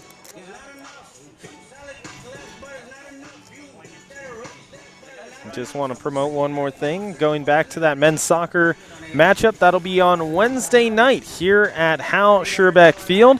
It'll be myself and then also the CRTV 145 class, as well as Joseph Pavlenko, Mark Pavlovich, some Corey Nalen, and we will bring you live game action from Fullerton College hosting San Diego Mesa.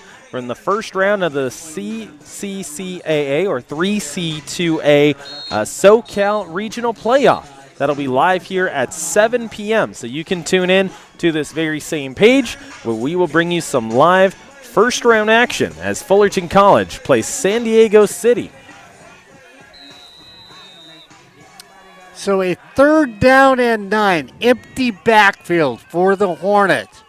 Sherholz goes back, throws across the middle of the field. Nobody's there. Flag on the play as you grab the receiver running down the field. And so it's not close. People are going to say, why was there a flag? It was defensive holding that was called. Matthew Lashley was a hold for Riverside. Harlem Harris was the intended receiver. Jack Sherholz says, just run. I throw it. Good play as Fred Hunter comes back in the ball game. 10 carries, 65 yards in the first half. So it should be a 15-yard penalty. And that's what I like about the college game rather than a pro game. If there was a pass interference, it's only 15 yards at the most, not a spot foul, holding 10 yards no matter what. Yeah, and I would have called that holding. I would not have called it pass interference. The ball was not catchable. First down and 10 at the 50 for the Hornets. Tigers move their defense. Jack says, I'm going to run away from that. And Ryan Osborne, you see these running plays. The 3 down linemen pick up the linemen for Fullerton, but the linebackers fill the gaps quickly. Yeah, they've been very good, especially you look at Valenzuela. Usually he takes that right side, and he is the one that's kind of the catalyst for this whole thing. Lene is out there. He's done an exceptional job this season. And if you're looking at this linebacking core, it all starts with their 2 outside guys. 2nd down and 10. Shearholtz goes back. Throws out all by herself. 1st down, cuts the corner. Down the field, all alone, standing at a bus stop, picked up the 43 and got to J.C. Penney's. And that's Harlem Harris, who did a nice adjustment in the air to come down with that. And it's a little bit dry for this drive for the Hornets. 2 minutes.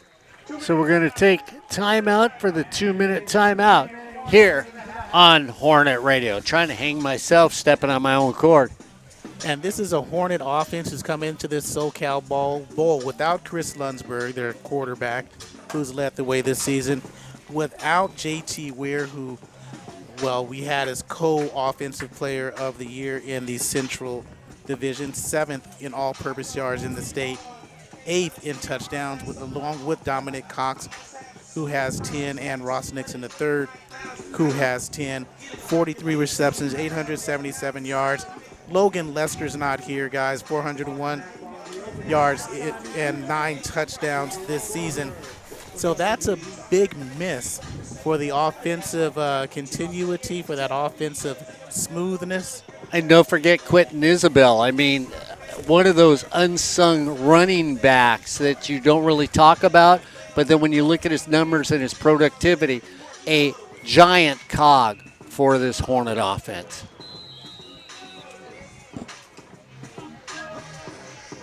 It's still raining. Okay. Not that anyone asked, but, you know. Well, it looks dry from in here. Yeah. That's all that matters. I'm going to say it's not a lick cold. 1st down. Jack says, you know what? I'm with you, Mr. Pavlovich. It is so warm. I'm going to run down the field and pick up another 1st down.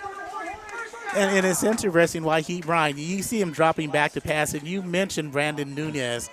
That's a great comparison. I mean, you look at just the similarities. A guy who has a good frame on him, who is able to run, also can provide the pass.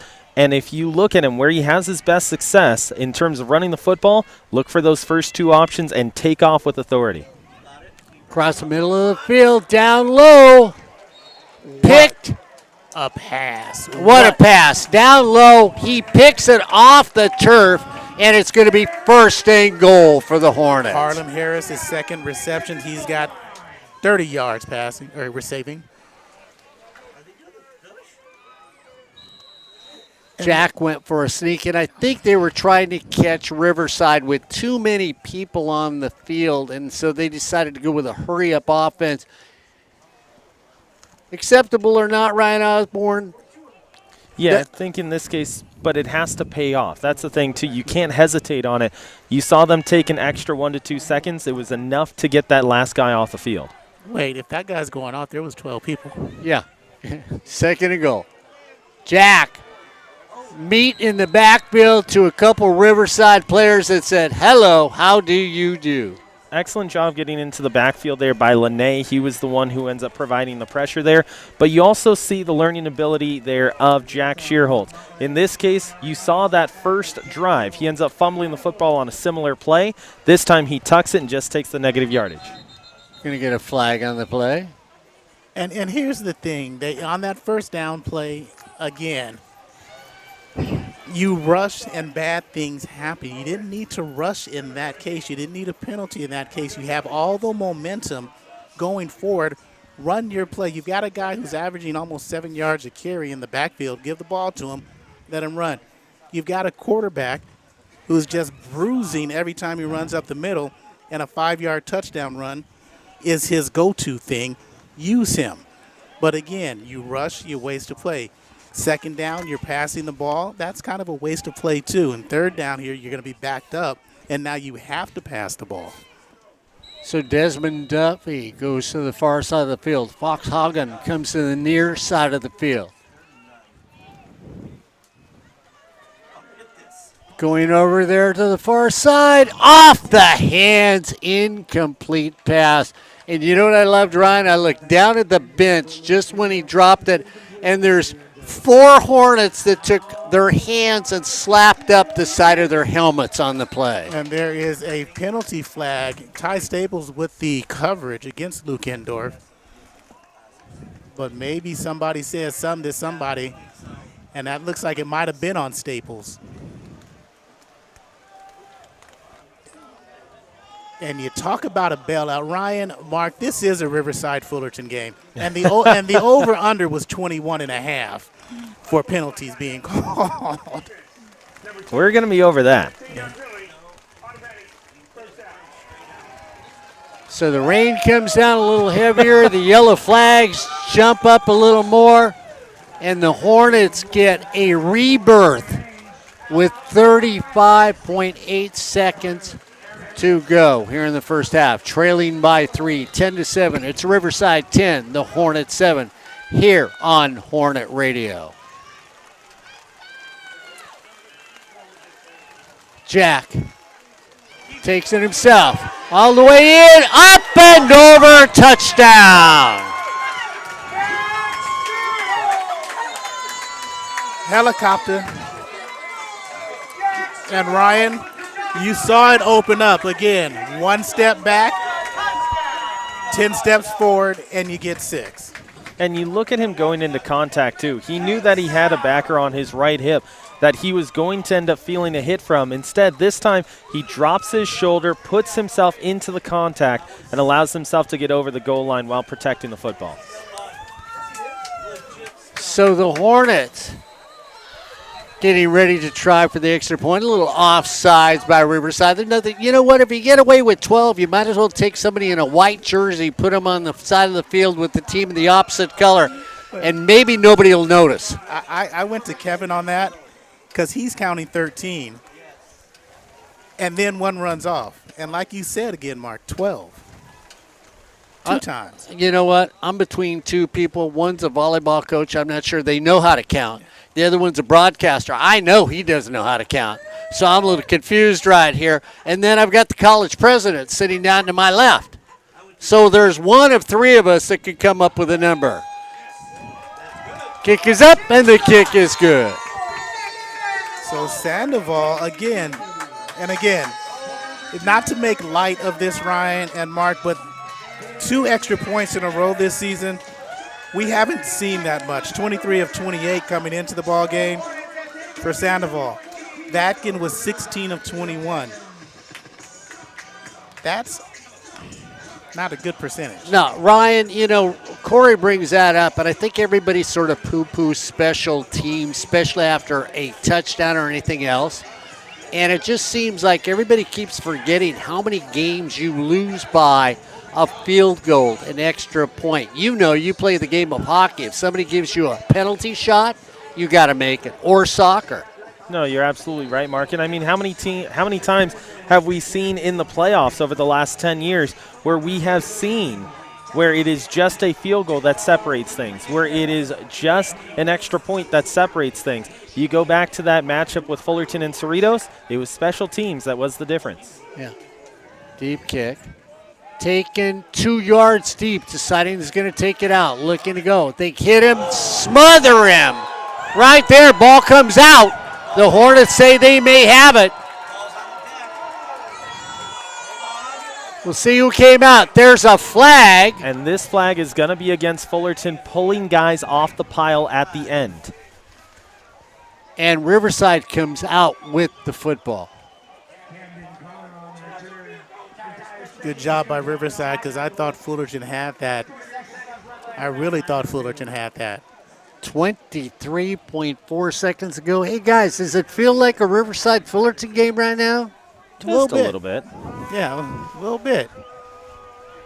Getting chippy on the field, getting cooler in the air. I don't think there's going to be a handshake line at the 50 at the end of this one either.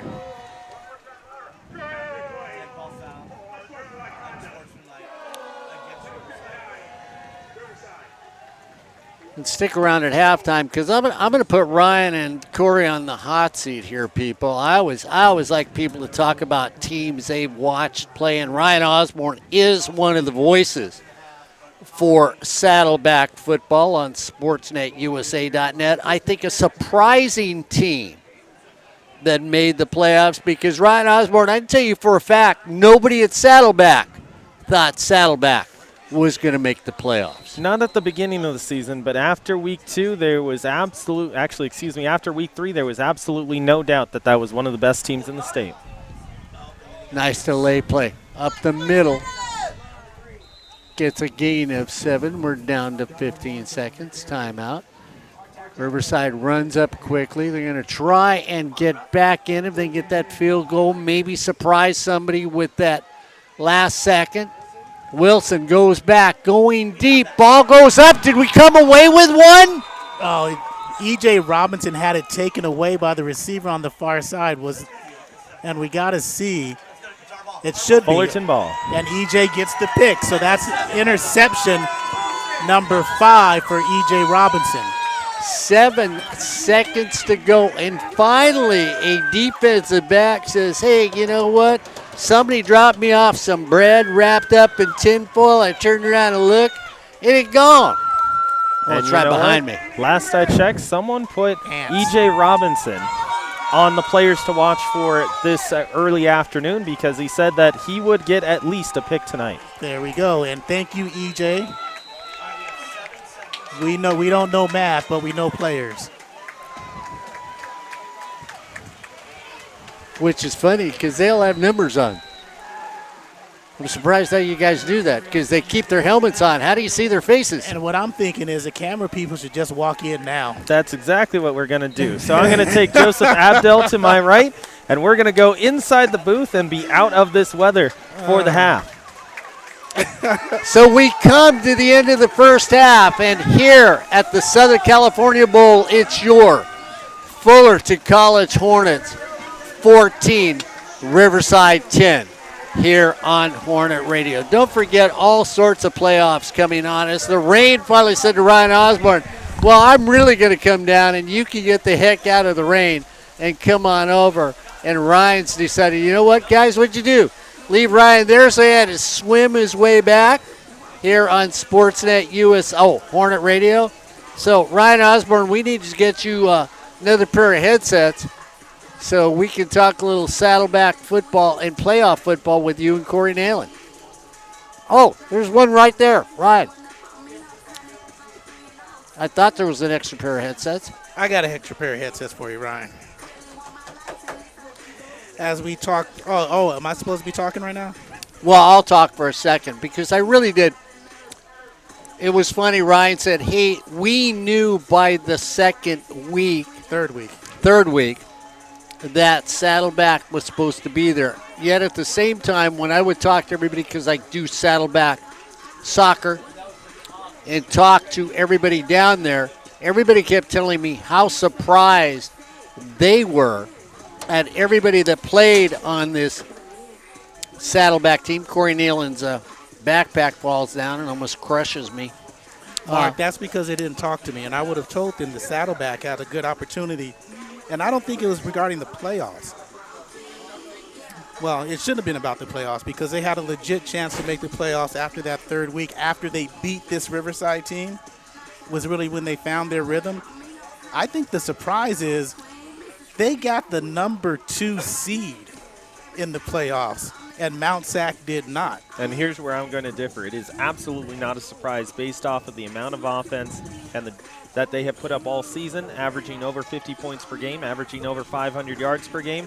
And then you also have to add in the fact that over the last 3 weeks of the season, Saddleback was one of the better defensive teams, not only in Southern California, but in the state as well.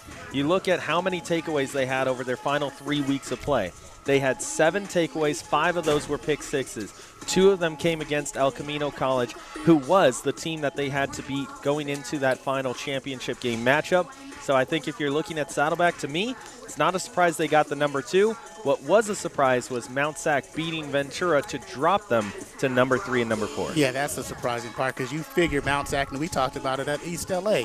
They just beat Ventura. There's no way they're not going to get a bye. Yet Saddleback gets the 2 and the bye. Mount Sac gets the 3, and they get to play El Camino, who they beat already this season. And you talked about the defense, Ryan.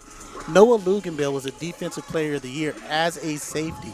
When was the last time we've seen a defensive back be the Defensive Player of the Year? Because I know we were all clamoring for D'Angelo Ross back in 2016, and he deserved it and didn't get it.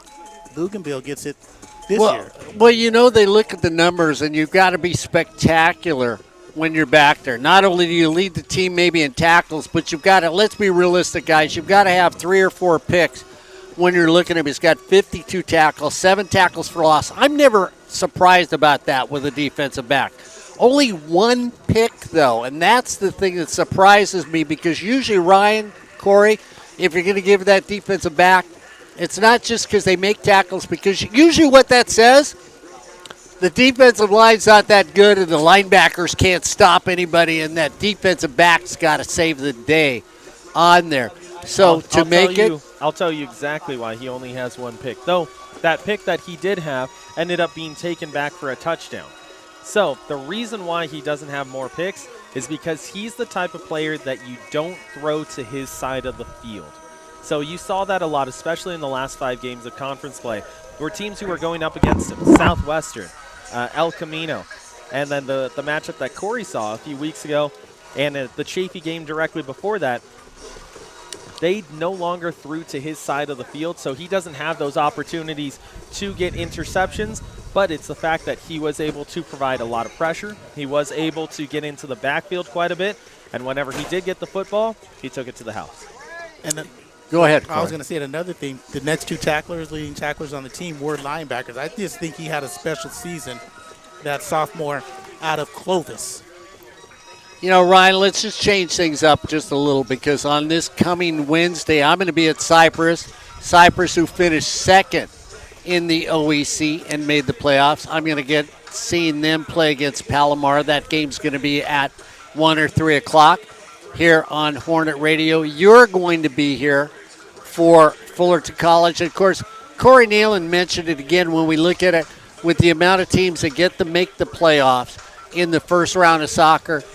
8 of them get byes the first day around, and then everybody else up plains each other. Fullerton played their way up to get that home game. Cypress almost played their way out of it, even though they did beat Santa Ana by a handily margin. But since Santa Ana had such a bad season this season, Mr. Nalen, they penalized everybody who played. They really did. Played Santa Ana at the end of the season.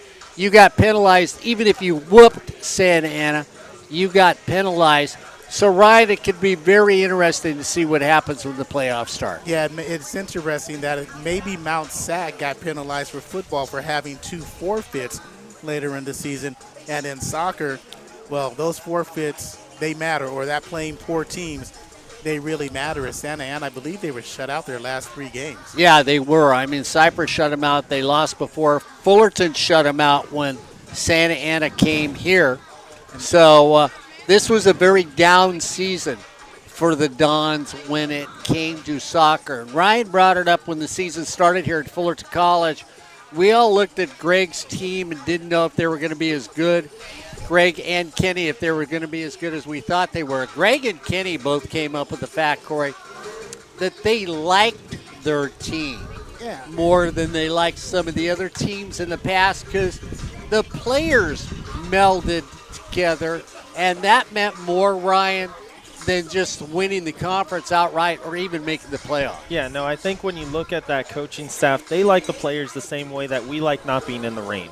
And it's I'm fine. Thank you. Being out here at House Scherbeck Field, we saw this team develop as the first half of the season started, went along. They really struggled at the start of the season. You and I got to see it. Corey got to see it. Becky over here and Joseph as well. That was a Fullerton College team that, if we are very honest about it, and the coaches have agreed with us, was not a good team. They were very flat out not a good team until just before conference play.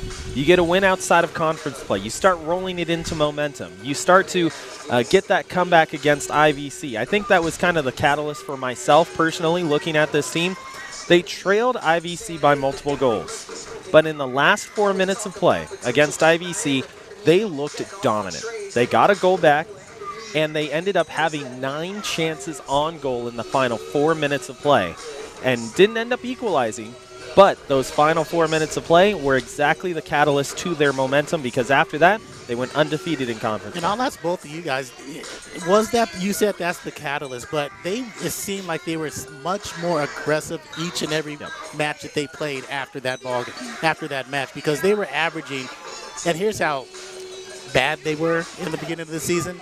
They're still only averaging, 9 shot attempts per match this season, and that brought them up these last few ball games. Well, I think the thing that they did too is, and I think Ryan will agree with this, they did not have a cohesive offense whatsoever. They would play the long ball and ask somebody to run underneath it.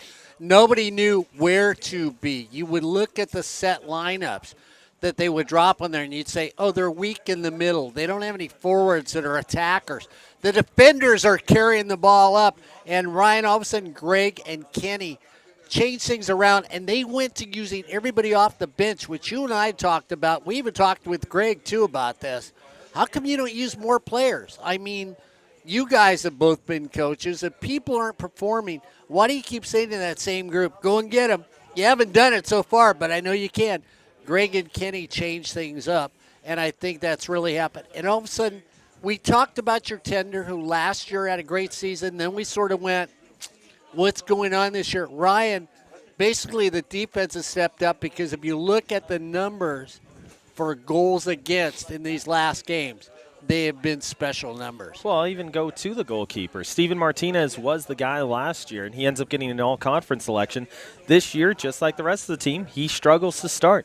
And then you're looking at this Fullerton team saying the back line doesn't look like they should, the goalkeeping doesn't look like it should, and then all of a sudden, Steven Martinez saves a penalty kick. You and I saw it. Yeah. He saves a penalty kick. After that, he was one of the best goalkeepers in the conference. If I remember right, he finished with a .81 goals against average in the final 8 games of play that he had in conference play. So I think if you look at Steven Martinez, struggled to start the season, but all it takes is that one moment, that one thing that can change the way that your season goes.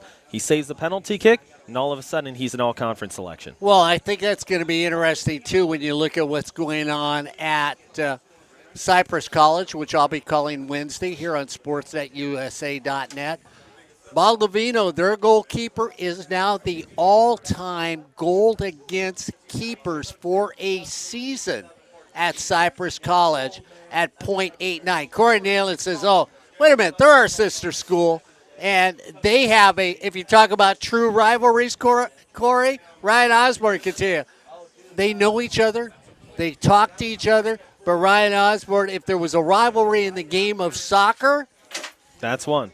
That's that one. Is certainly they one. You don't like each other on a soccer field. In the Orange Empire Conference, you look at Fullerton IVC, you look at Santa Ana and Cypress and Fullerton are all right there, because each of those teams has had their successes lately. They've had their opportunities to win conference lately. Santa Ana has won conference. Actually, they were one of the only teams to win conference in the last 15 years. If you take away Fullerton's success, IVC looks like they're about to possibly wrap up the conference since the regular season is over. And you look at a team like Santa Ana, who has had their chances. Cypress has had their chances as well. You look at the coaching staff over there, very familiar with Fullerton because they have coached here at Fullerton. They have played here at Fullerton. The familiarity leads to a rivalry where everyone on either side has heavy respect for one another off the field. When they're not playing each other, they have the utmost respect, and we look at coaches who communicate quite a bit in between one another. On the field, that changes completely. Yeah, I mean, it's like playing basketball with Cornelli. He'll run you over. He'll charge. He'll step on you while you're bleeding. He doesn't care as long as he wins. And, of course, when I flip the coin. And pick up basketball? When I flip the coin, I got to flip it to the women's side. I'm going to be out there doing a little women's soccer with Cypress this coming week here on sportsnetusa.net. And then we're going to be at Saddleback. Where are we at? We're going to be – I know where we're at. And we're going to be doing a little Saddleback. No, I thought we were on here. I know where I'm at. I am the voice. I'm just saying. You know, we shouldn't correct people on the air, but We're at Hornet Radio, Oh, but okay, I'm okay, talking just about making sure. Oh, okay, sports.usa.net. We're going to have a little saddleback soccer on there also. Real quick, we'll get more on that, guys, in just a little bit because we're actually going to play some of the Ethan Charpentier interview that we had last week at the start of the game. So if people didn't get an opportunity to see that, we're going to play some of it here. When we come back, we'll have some more halftime stats and some more about soccer coming out of the half. We're not going to miss anything if we miss 3 minutes.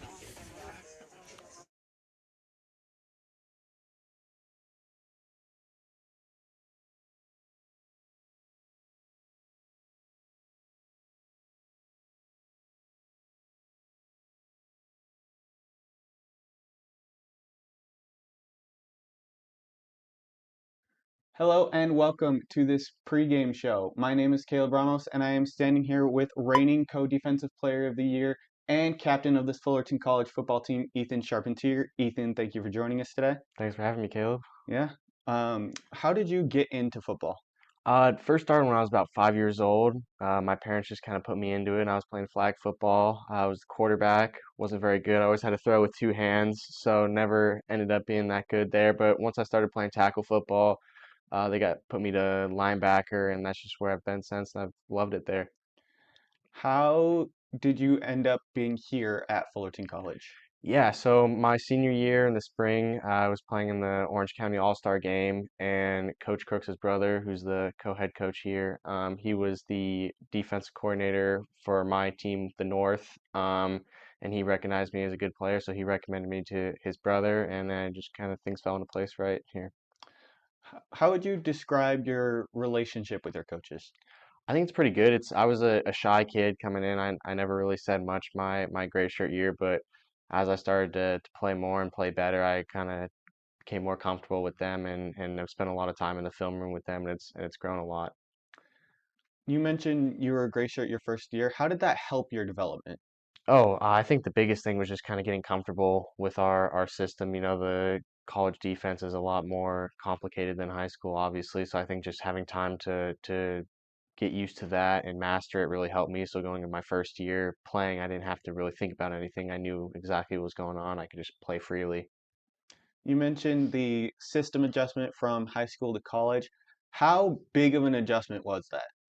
I think they do a really good job here of installing it. We take it really slow over the summer and just build on top of everything. So I think if I were to explain everything, our entire defense right now, it seemed like a lot, but if you go little by little, Right. it's really not that bad, and it all kind of just makes sense. You had 304 total tackles in high school. You were top five in the state last year and are leading the state as of right now this year. How are you able to build those instincts to get that many tackles? I think it really just comes with film study. I spent a lot of time with Coach Crooks and Coach Porter watching extra film. So I think if you just know most likely what play they're going to run, you don't have to think as much and you can kind of just react naturally and fly around and make plays.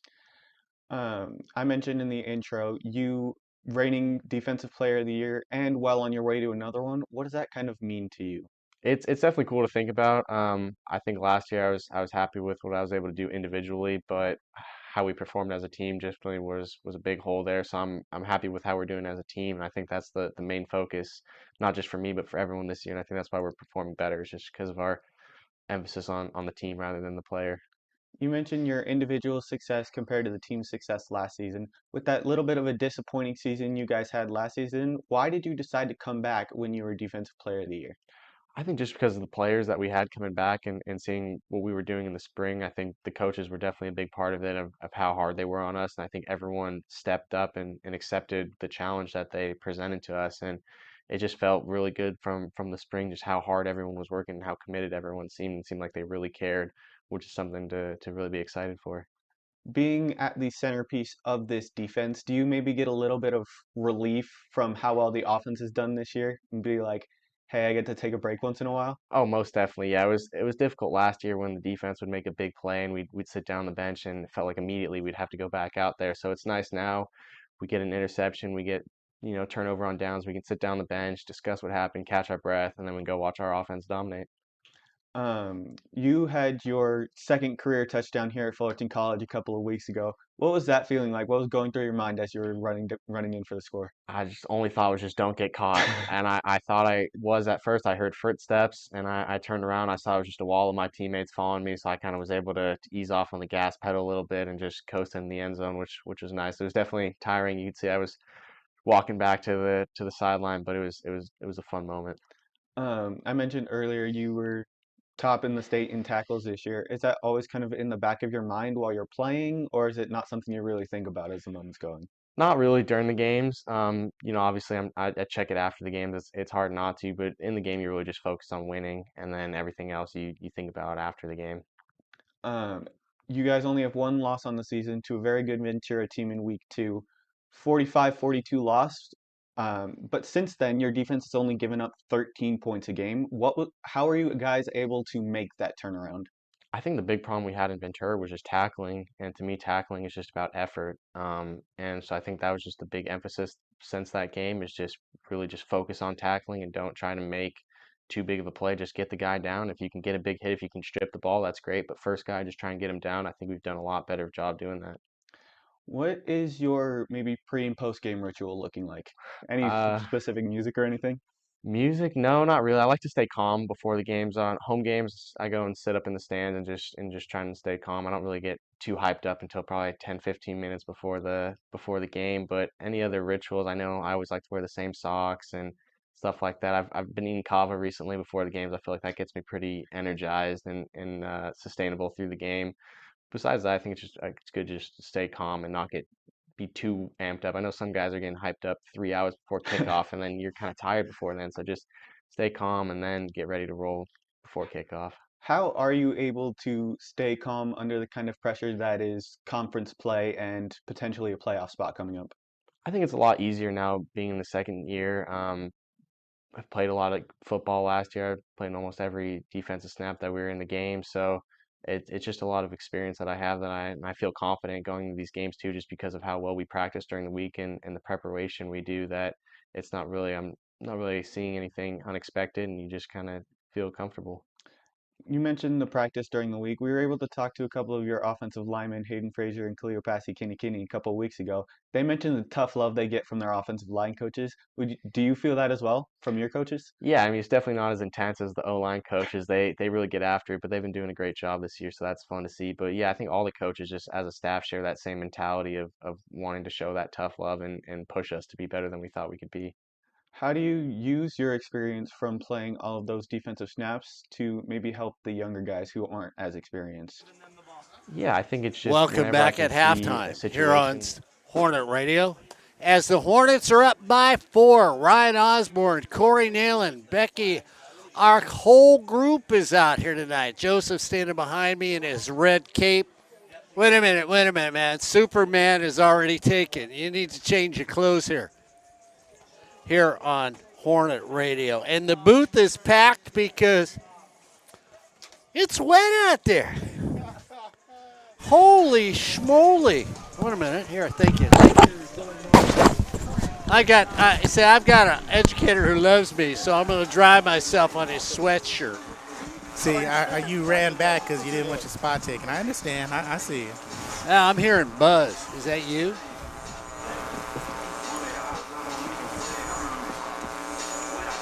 You?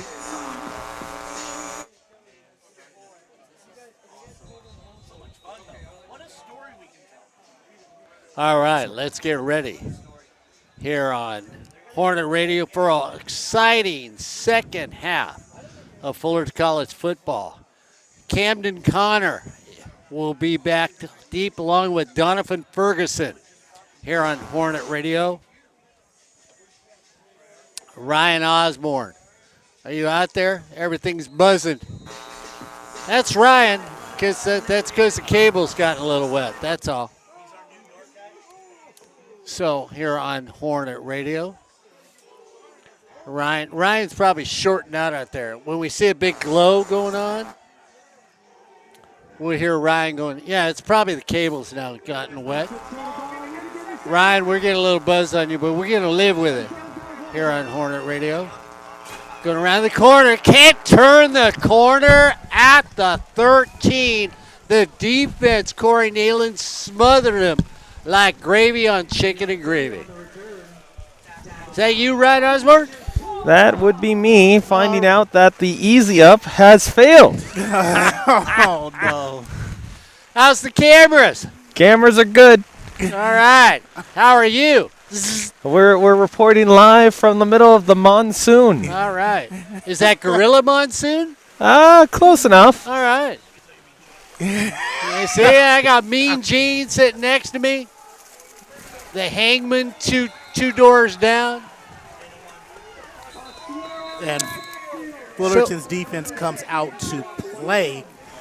Grethen, Eric Rory the second on the tackle. Also up starting this second half, David Franklin, Oscar Madrigal, and Des Palomalu up front. Ethan Charpentier, Nathan Lewis, and Mohamed Hasuna are the backers. So that wasn't Rory, that was Franklin. So all up the middle, stop there. Corey Nealon, you talked about the aspect of a rivalry. The Hornets are up by 4. It looks like the coaches said something. This is not just a bowl game. This is Riverside Fullerton. It always means more when you're playing an elite team and you're an elite team yourself and a long history of these two teams. Almost a jump. No, they hold up. Wilson, I know you got stats. I don't know. I saw them all wet, so I don't know if you have a chance to look at them. Corey will go through those stats maybe and let you know who did what in the first half. Run a little delay. Ball comes out. It's on the ground. The Hornets, there it is. Picked up, bounced around. Team in blue comes away with a fumble. And I couldn't tell who made that tackle. But again, coming up with it is Jeremiah Green, who picks up the fumble recovery. And it looked like it was Hasuna or Charpentier was trying to go for the fumble recovery as well. It bounced off. David Franklin met at the ball with him, and that's why it squirted away. So we know Ryan Osborne and you would vote for Charpentier to be Defensive Player of the Year. Well, I'm certainly not voting for this easy up. First and 10 for the Hornets. Shearholz tries to throw it out, and Indorf goes up to get it and then comes down limping, Corey, and that usually could be a severe cramp. Let's hope it's nothing worse. So Hubbard in for Indorf. Esley the second as well. Both their tight ends, Mark, come out. The tight ends this season have caught 6 passes, I believe. Desmond Duffy goes to the far side of the field with Mark Esley the second. Fred Hunter straight up the middle. Fred's not going to get denied. Touchdown, Fred. Fred Hunter. And thank you, Fred, when I said you weren't going to get denied. He does it. Corey Nealon. Fred comes up big with that. What did he have before that? 65, and there's 25 more. So he's got 90 yards. And Corey, you know the thing is, you and I talked about Fred. I love Fullerton College. We both love Fullerton College, but it just didn't seem like Fred got utilized enough this season. You know how I feel. Fred Hunter is a 1,000-yard rusher. Fred Hunter averaged 8.2 yards per carry. You give him the ball a lot more than you. I know that they got to get everybody involved. You know they're prolific. You know they pass well. But again, and it goes back to maybe if you're saying those 3 losses during the regular season, you stick with that running game to get you through, to get you over. Fred Hunter could have done that for you in one of those games at least to maybe get you and secure you a victory. But again, he's just a talented player out of Victorville. And Ryan, you know you've been around too many teams that have had good running backs and they've leaned on him. I guess you have to look at Fred as that running back that if you leaned on him, maybe one of those, big maybe, for one of those losses might have been a victory. Oh, you turned off, Ryan? No, I'm here. Oh, okay. Sorry, there it I'm is. just managing something. Okay. So again, 90 yards on 11 carries for Mr. Hunter. Ball takes a hop. Picked up at the 10. Taken out right there. And that Connor was did it. Camden Connor that had it for the Tigers. So it's the Hornets 21 on the touchdown by Fred Hunter. Riverside 10 with 13:23 to go. And we'll get to that secondary right now as we didn't do the last series. Jeremiah Green, Xander Chisholm in the secondary. Xavier, his brother, who played on that 2016 team as a linebacker. Green out, Deso in. Jameer Cartagena on the near side. E.J. Robinson, who had an interception number 5 in the season, on the far side corner. Wilson comes in at quarterback. First down and 10. Right at the 26 for the Tigers. They're going to go back to their bread and butter, try and run it, and that defensive line, Corey, just made a blue wall. No place to go. Yeah, led by Oscar Madrigal, who comes up, slaps himself in the helmet, along with Tomi Inoue and Aloysius Tualu. No, that's Des Palomalu and Josh Grethen up front.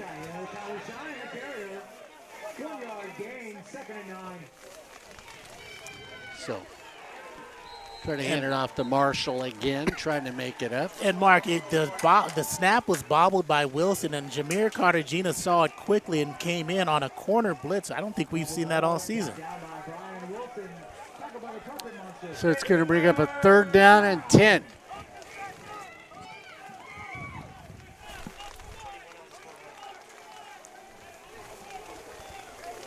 (21-10) here on Hornet Radio. Big third down for Riverside. Wilson looks over. The rain's still pouring. Straight up the middle. Stop short. Ball comes out. Hornets should have it.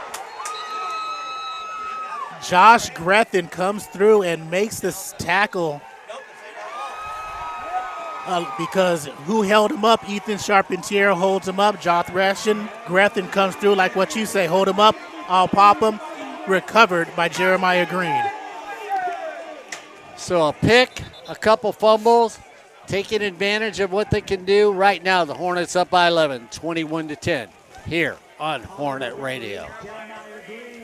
And that offensive line one more time. Kenny, Spencer, Rivera Zamora, Frazier, and McDonald. Desmond Duffy to the near side of the field. Esley with him.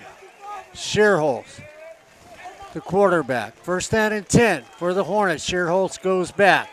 Then he says, I'm going to run with it. Gives a straight arm, gets shoved out of bounds. A nice little straight arm by Jack to give himself some room to run. Chased out of bounds by Michael Valenzuela. Valenzuela, 6 feet out of Lincoln High School in Pacoima. 225-pound freshman. Gain of 5 on the play. Fred Hunter sitting there at 90 yards for this game. Mark Esley, second, comes in. They look at the offense, see if they get another signal.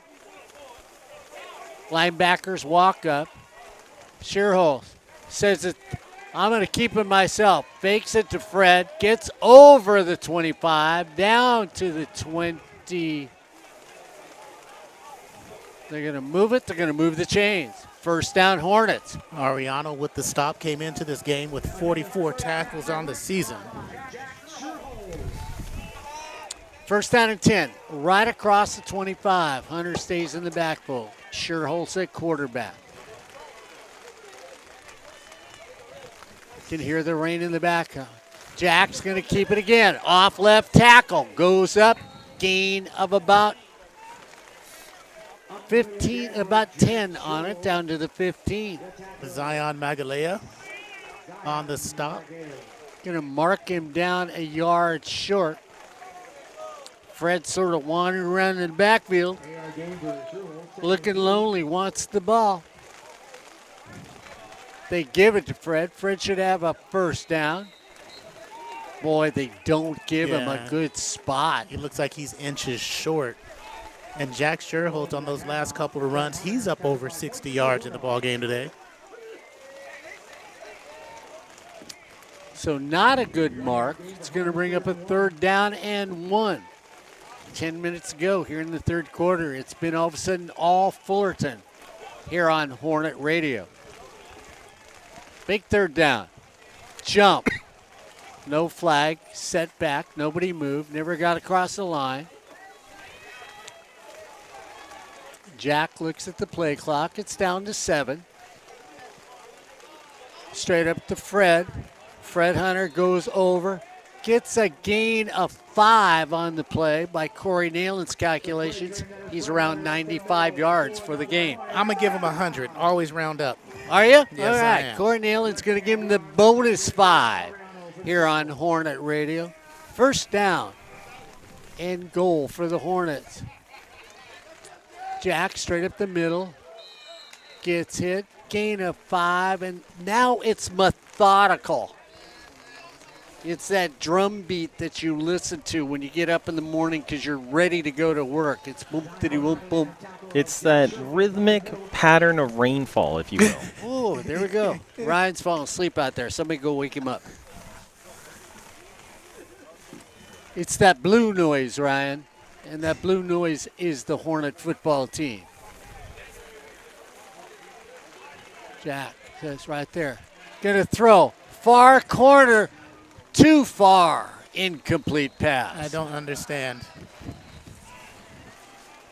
Ryan Osborne, can I get an explanation from you? Because Corey's confused. No, I think I'm confused with you guys. This is just, it seems like they're cranking out 3, 4, 5 yards with every rush. And in this case, you got to punch it into the end zone, take a commanding lead here over top of Riverside. If you have the opportunity with Fred and you have Shearholtz as well, who are both very physical runners, let them do their thing. But it ends up being a brand new set of downs here. Yeah, so we get a flag against the Tigers.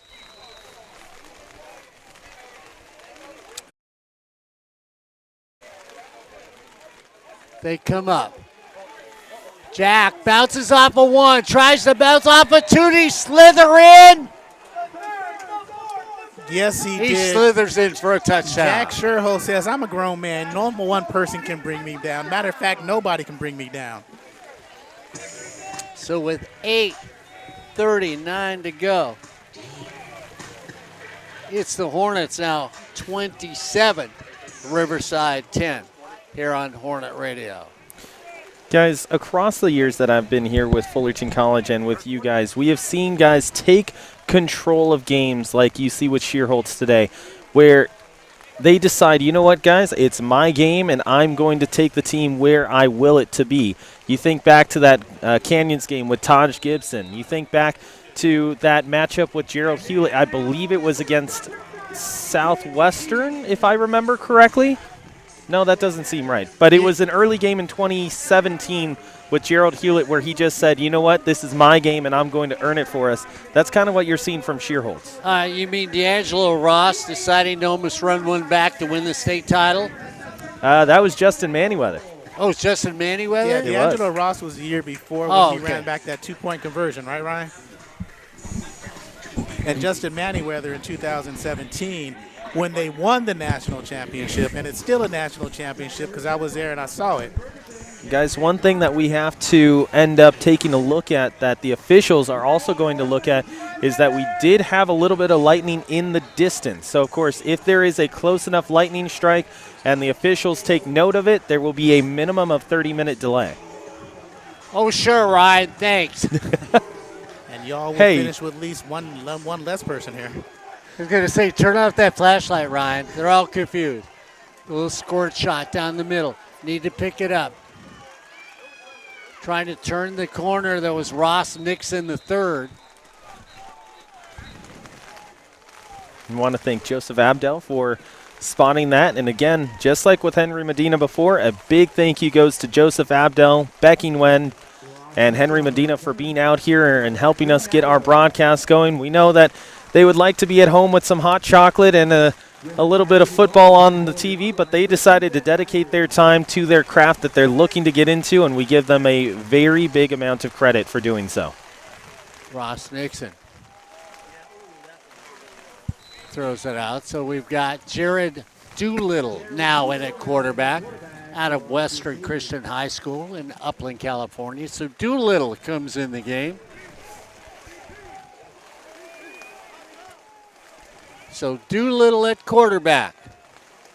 Going deep down, right there on the money. Doolittle just says, let me dot the I. After you spell my name, it's Doolittle with the big dot on top. That was Elijah Vasquez who makes the stop, or was that Logan Quates? I couldn't tell if it was an 8 or a 6. Doolittle says, I don't care. Whoever caught it made me happy. He slides at the 32. And we got a Hornet down with a cramp in their leg. And that was Vasquez. And that's David Franklin, who was down, bid number 58 for the Hornets. And he's had some quality minutes, quality time. 13 tackles coming into this game, 1.5 sacks, 2.5 tackles for loss, and 1 pass breakup. So hope the young man is okay. Talented player out of Gardena.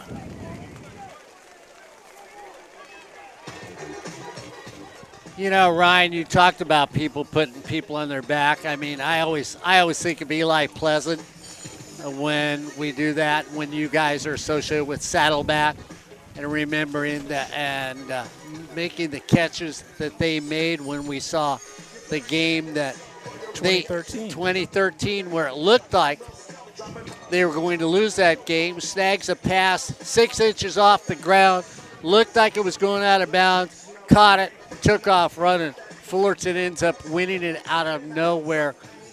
I think because we've been spoiled, like the alumni have been spoiled, like you've been spoiled, Ryan Osborne. Ryan Osborne couldn't say a word at the state championships up in Sacramento. We expect too much from some of these community college teams, don't we, Ryan? We do, but you also take a look at the legacy. And the biggest thing is that you look at Fullerton College legacy-wise, they continue to have teams that you have expectations for because of how talented this program continues to be throughout the years. So they'll wind the clock. 2nd down and 9. Doolittle goes back. Here comes the pressure. Ball comes out of his hand, and if it was not a pass, we'll see what they call it. I believe the officials for the moment being are saying that it was forward progress with his arm. Or at least that's what the near side lineman had. That his arm was coming forward. So they're saying, but Ryan, realize if your hand is not filled when your arm is coming forward, it's not a pass. Honestly, it looked like, we're going to have to, I watched the replay, but it looked like it came through on a forward pass, not a fumble, as Ethan Charpentier had the pressure. Giannis Dessau came up with the ball, but it looked like Ross Nixon III had possession and Dessau took it away. So we see disappointment. The pass was incomplete. It's incomplete. Doing the pass, it was holding on the defense.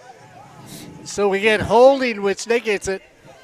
All together, we're going to get first down for the Tigers. And I mean, you know what? Just go holding, first down. Doesn't matter if they'd have recovered it or not. Take it all the way down to about the 26 here on Hornet Radio. Doolittle has brought some life to this team. Goes back, quick throw, slick ball, lead the receiver, and you can't get that completion. Incomplete, 2nd down. 7:25 to go. It's the Hornets 28, the Tigers 10 here on Hornet Radio. And Doolittle came into the game on the season, 88 of 156, 1,396 yards, 15 touchdowns, 8 interceptions. Doolittle goes down. Sack on the play. Charpentier is the first one in the backfield. Oh, sorry, Ryan. No, you're good, Corey. I was just going exactly the same spot as you were, with Charpentier kind of shooting the gap right up the middle, and he continues to have a solid game. Remember, in the first quarter, in the first set of downs, he ended up being the subject of a targeting penalty and had to sit out for a little bit. Tries to get it across the middle, but again, the rush against Doolittle just put so much pressure on him. And that was Grethen, and it looks like another player is down. Doolittle's pass intended for Dominic. Not enough pickle juice on the sidelines. Well, here's the thing, too. With the field getting wet, it's getting a little slicker out there. This will be the thing that's interesting if As a soccer were in the rain as this a week. former cross-country runner, running in the cold, how is that? Oh, I think it's great. There's nothing better than running in the cold. Letting the rain run down your face. Be like running a camera right now. I think it would be exciting to be out there. But as an athlete, do you have to do any not training? You but do. any No, you do have to stretching? stretch more. Yeah, because you're going to tighten up. It's like anything else. When you wake up in the morning and it's cold, you climb out of bed, you feel like you're getting – those legs won't work, that back won't work. It's that extra stretching you've got to do. And, again, being on a turf field, too, depending on what cleats you're wearing, Corey, your foot goes a different direction. Ryan, one thing I didn't know, this is soccer related, that on a turf field, if it was this wet during the game, the ball actually moves faster. Yeah, because of hydroplaning. Yeah, it'll just skip right off the surface. And then also, guys, I want to add into your conversation and say, how often do you see athletes get dehydrated in these weather conditions because they forget that with how wet it is, you got to keep up with your water. Doolittle going deep. There's a grab. Should have been a flag.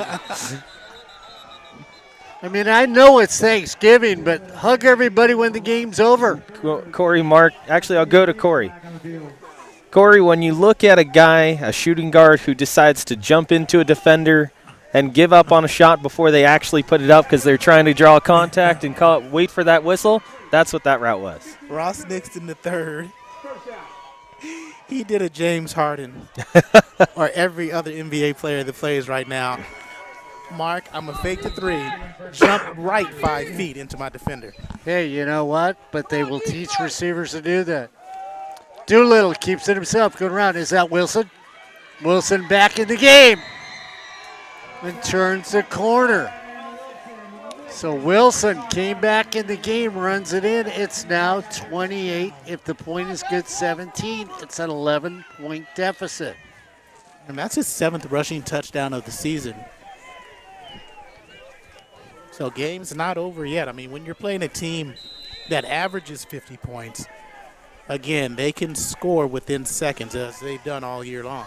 Hey, guys, look across the way. You know, Riverside really did turn out well. The ball is spotted, kick is up. Ryan, you're outside. You've been outside in the elements all night long. Yes, I have. I know we're not harping on you being outside, but you've got to give it to the Riverside fans across the way. Tough drive. You go out and play hockey in the Riverside area. You know how tough that drive is. No, I give a lot of credit to them, too, because, Mark, you and I were actually talking about it before the game.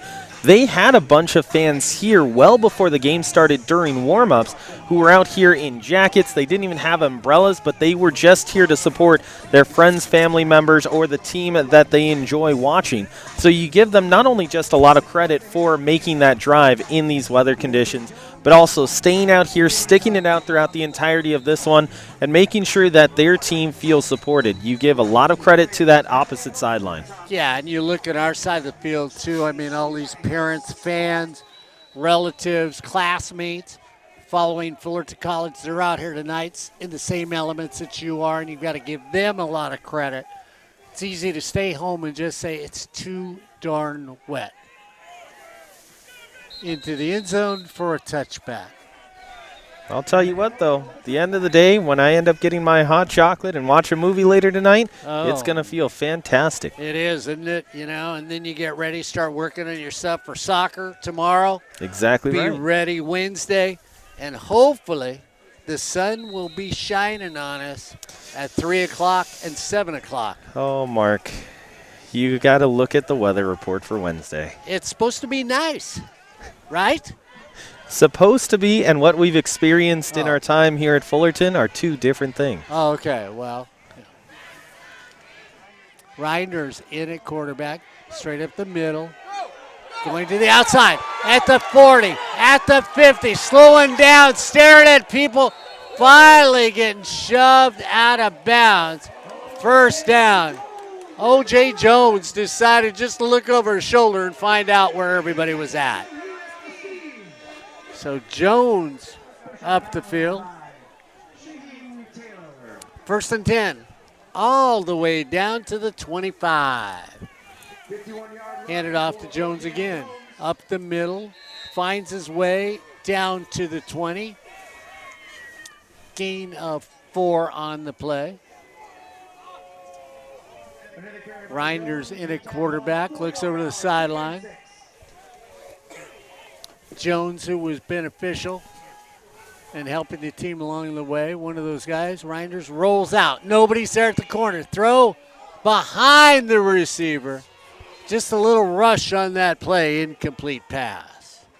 28-17, 5:46 to go.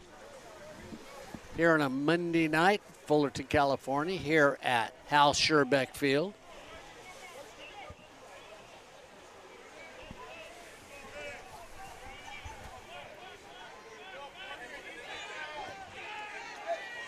Checking out. Getting ready for the play. Reinders comes back. Hands it off a left tackle. Gain of, we're going to give him a gain of 4. It's going to bring up a 3rd down and 1 for your Hornets. Oh, they back it up just a little, so it's going to be a 3rd down and 2 for Fullerton. Surprised about the backup. Big 4th down.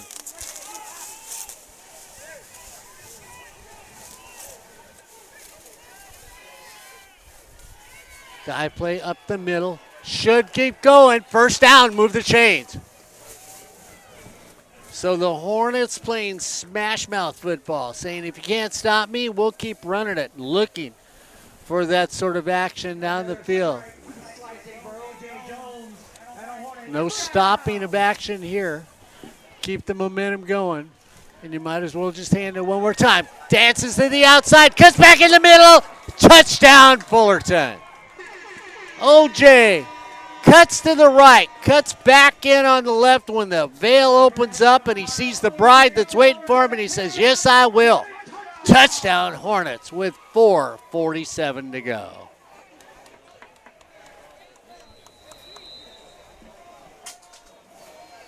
So Riverside goes down the field and scores. The Hornets answer here on Hornet Radio.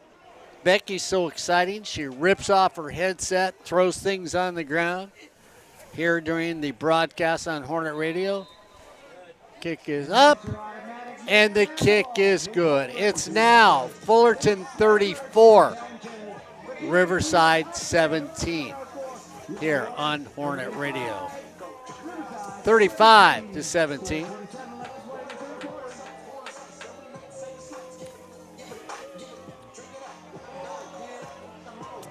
You look at it, Ryan, you sit there and you go, well, Riverside could end up with the season means 7-4, Fullerton with 8-3.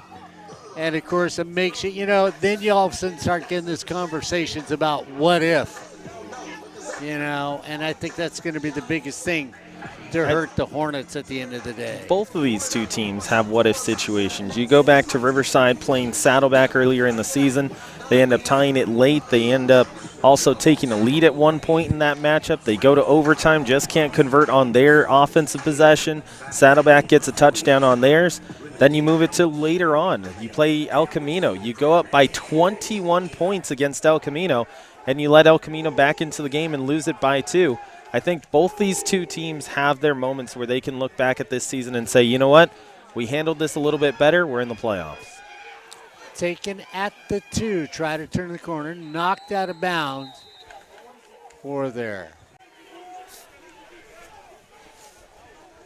Well, Ryan, did you look out? Because it looks like the rain is tapering down here maybe for the last part of this third quarter and going into the fourth quarter here on Hornet Radio. Well, the difference is, Mark, is that now it's coming in sideways. Oh, there we go. but it is lightening up. To your point, it is actually a lot lighter than it was before. It's more of a sprinkle that's being impacted by the wind at the moment. All right. Doolittle comes back in at quarterback. Goes back, going deep down the same play. Incomplete pass. Doolittle has got it to work. Doesn't come to this side of the field, and we haven't seen him come towards Ross Nixon the third or Dominic Cox so far. So a little surprised on that. Run the dive play on the outside. It's a foot race down the side. Cut back in the middle. Got to make a tackle. You finally make it at the 45. And Riverside is just deciding that whatever Fullerton could do, they can do it better. Kyle, how would you say his name? Could be Kyle. Kyle Tyler coming up with that one. Player down again here with 4:20 to go. And Mark, you mentioned Dominic Cox only has one reception, and that's the state's leading receiver reception-wise, second in yards this season, and the Fullerton secondary has done a wonderful job on it. Well, Corey, when you think about the possibility, they could easily have 4 interceptions, maybe 5 interceptions. If you count like Ryan does, maybe 6 interceptions in this game.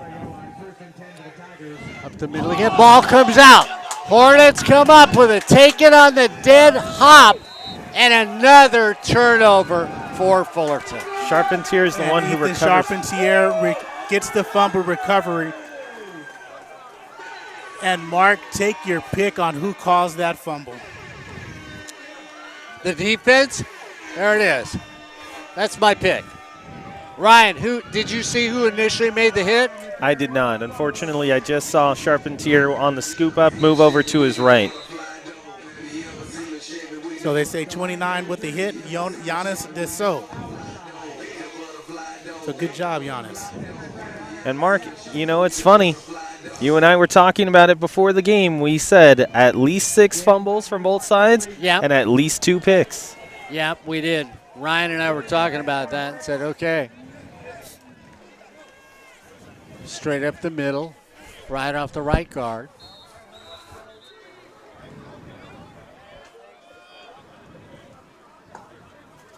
So everybody's getting a chance to play. Chase Berrigan is your receiver, Mark, on the near side. Mark Esley second. It's the second pointing out direction. Here's what you do.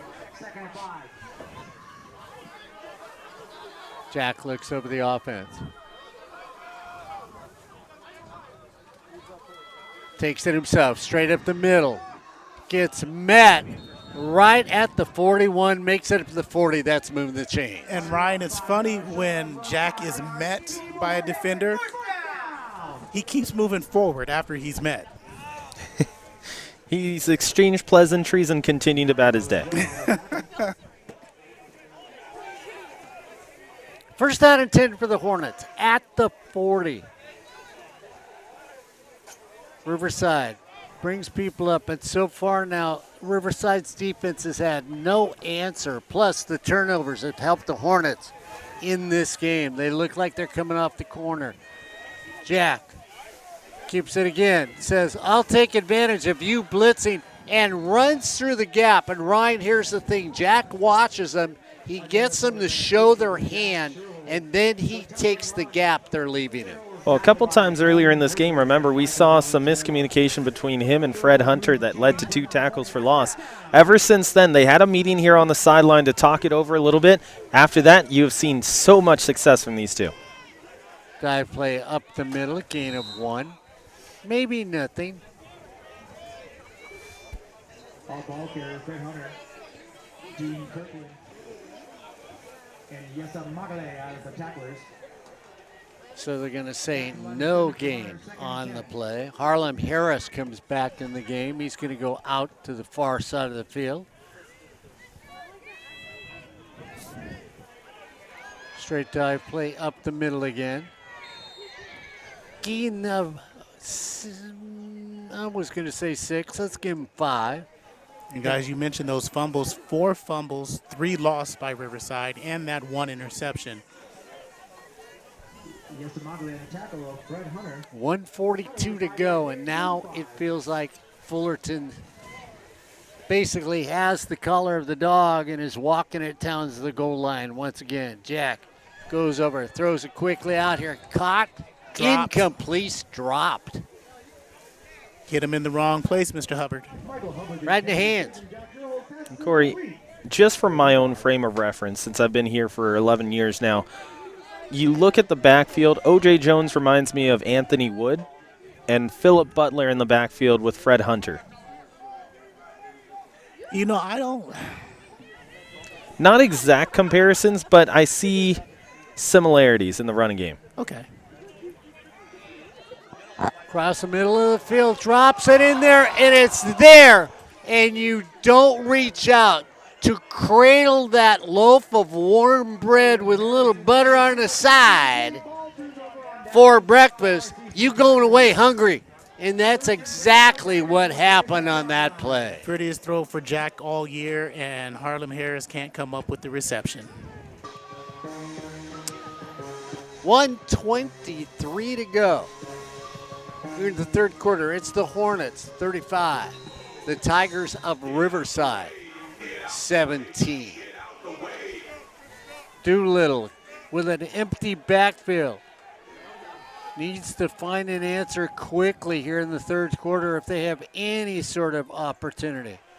Stands back to cross the middle, crossing pattern, incomplete. Pass broken up by Ethan. Also in the secondary, Xander Chisholm, Giannis Dussault. Nehemiah Norwood is in on the near side corner. Far side remains EJ. Nathan Lewis and Eric Rory, the second, are the backers up front. Grethen, Madrigal, Inouye, and is that Palomalo or Tuwala? It looks like Aloysius Tuwala. Don't you wish you had a name like Aloysius? Yeah, and I told him that too. Thrown out in the flat. Really a gain of 3 on the play. And they're not stretching the field, guys. I mean, Riverside is playing this little dip and dunk football game with no stretch whatsoever. And you know what? If you were to feed somebody like that at a buffet, they'd leave because they'd be so hungry. Third down and 6 for the Tigers. Here come the Hornets. Doolittle says, throw it up. Somebody go catch it. You look at Doolittle's delivery, guys. It looks very much like he's throwing a dart. His arm motion doesn't go back as far as you see from Brian Wilson, but it starts more at his shoulder, at his chest, and just darts forward. You know, that's what I saw from the quarterback over at Compton, too, when I was watching him throw the football. A very short throw, Ryan, when you watched him try to throw the football. You wonder if that's getting taught at the lower levels. Ball skips, fair game. Ball's going to take a hop. Caught, thrown down right there. So a dangerous play, but the Hornets come away with no problem. With 34.3 seconds to go, well, it's been all Fullerton. It's the Hornets 35, the Tigers 17 here on Hornet Radio. Don't forget, Wednesday night, it's playoff time here at Fullerton College. Men's soccer. Make sure if you can't be here at 7 o'clock, you watch the game on Hornet Radio. Joe, Ryan, Corey Neal will be out here. So make sure you watch the game. But, hey, my advice is come on out and be part of the game here at Fullerton College. Corey Neal, and I'll tell you, it's always the best entertainment for the least amount of money, community college sports. Right up the middle. Defense steps up for Riverside. Ariano flushed him out, and Hancock finished him off. And excuse me, that wasn't Ariano who flushed him out of the pocket. That was Moises Laguna. Laguna's had a decent game. He's got 2 tackles. Hancock's got 3 tackles this evening. And that's going to take us to the end of the third quarter. As we come to the end of the third quarter, it's your Hornets 35, Riverside 17, here on Hornet Radio. And we didn't get a chance to talk about who made all conference for. No, go ahead. For both teams, or at least for Fullerton. Yeah, for Fullerton, we've got Chris Lunsberg, who was the second team all conference with Fred Hunter in the backfield. Logan Lesker made second team all conference. And this is the second team. Mohammed Hasuna made second team. Josh Grethen and Oscar Madrigal, all second team all conference performers. Those who made the first, or actually Michael McDonald and Hazen Frazier as well up front. Those that made the first team all conference was Dylan Spencer, as expected. JT Ware, as expected to make first team all conference. Nathan Lewis, in the 5 games he played, made all conference. Xander Chisholm as well. E.J. Robinson with those 5 interceptions made all conference. And of course, for another first teamer, Ethan Charpentier. Second down and 10 as we start the fourth. Running off the right side, straight up the middle. Side steps one, ball comes out, Riverside gets the turnover. And there's Ariano, who forces the fumble from behind on O.J. Jones. And you can see the chippiness still existing on the field right now because, guys, I mean, even when plays happen, you watch Tyson Lewis from the Hornets take a shot on the defender from Riverside in the back. The referee step in and say, hey, guys, come on, let's not have that now. And guys, I forgot to mention Fred Adams also made second team all conference.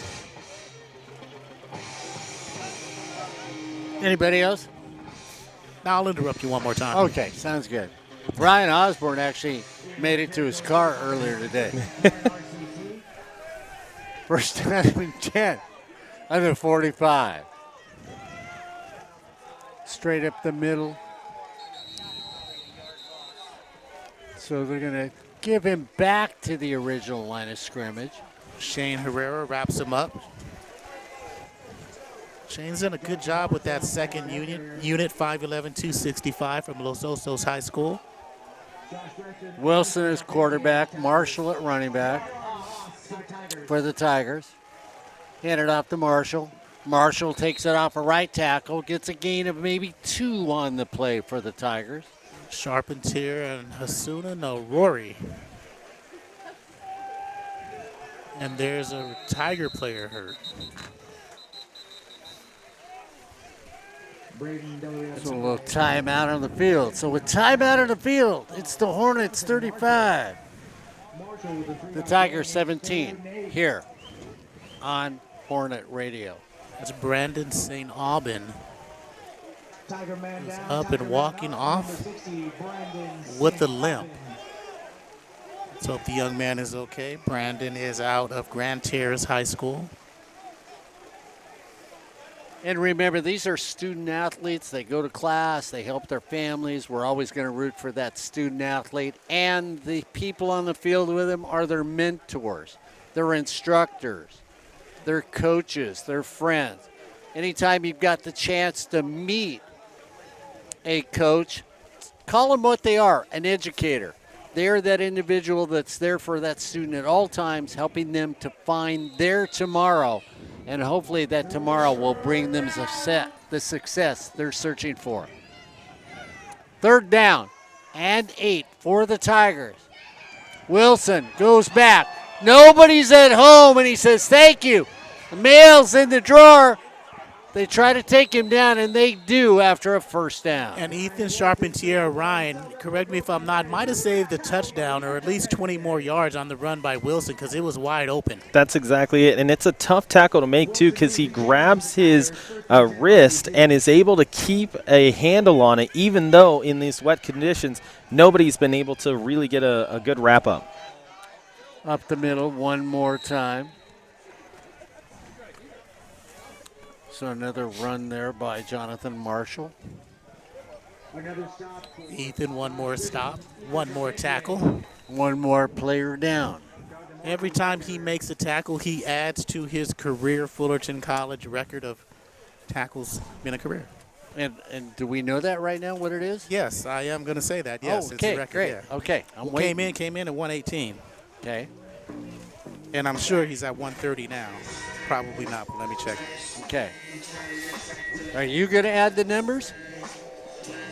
No, because Fred just got over 100 yards. Okay, all right. Corey Nalen using the cheating tool, Life Stats. 118. Not quite 130. I'm sorry. Bummer. 127. But I'll round up. 130.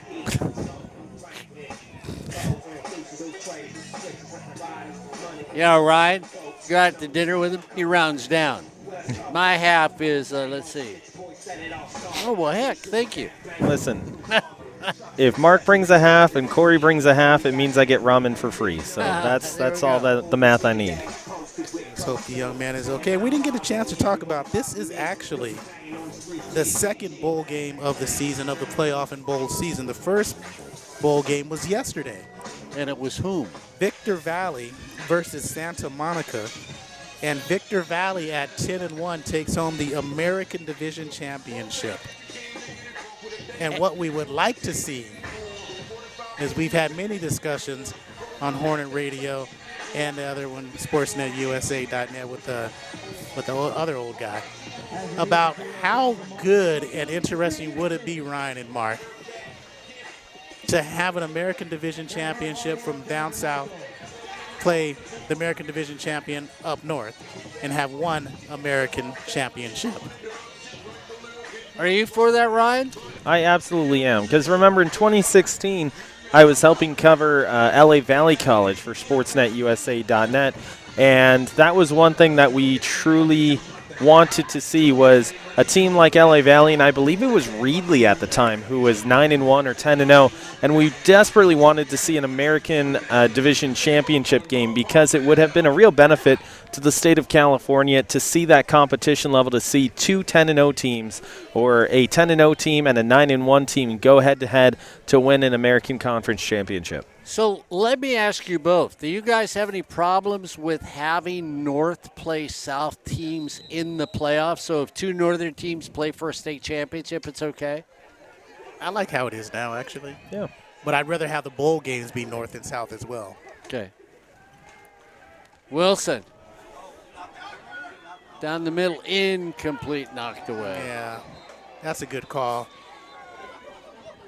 Ethan Charpentier, Mark, had him all on the shoulder and holding all the way against Hector Garcia. Fans don't like the call. No, but the near side sideline and the far side sideline are having a, I'm not kidding, a dance battle. Half price at the end of the game. Get your hot dogs.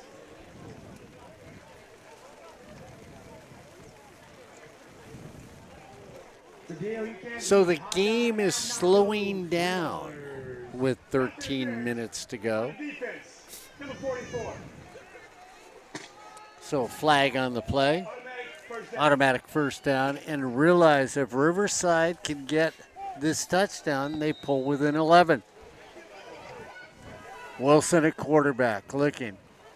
Wilson goes back, throws it out in the flat, dropped.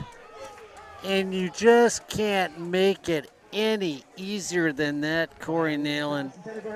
You've got to be able to pull in that football. Hector Garcia was there. You make the catch, and now he throws away his gloves. And it's one of the first times Fullerton on the flats, the linebacker hasn't been there on coverage. Second down and 10. Dance it through the middle. Sibley takes that. Norwood was there. Rory the second also. So Sibley gets a gain of 4 yards. And again, guys, you always have to worry against a team like Riverside, even though they're down 35-17. 3 touchdowns in succession could be on the menu for them. Fullerton still has their starters. And up the middle. Nice little jump cut right there in the hole. Gets a gain of 2. There's a flag on the play. He jumped around Oscar Madrigal, Grethen, and Charpentier on the stop, but we'll see what this penalty is.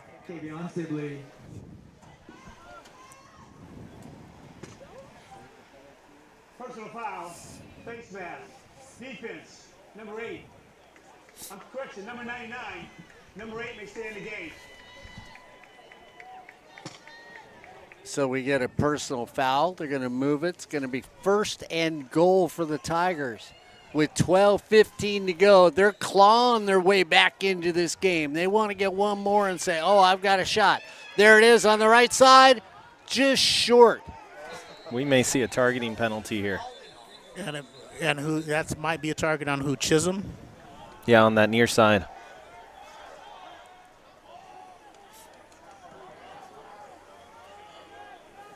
That's Sibley.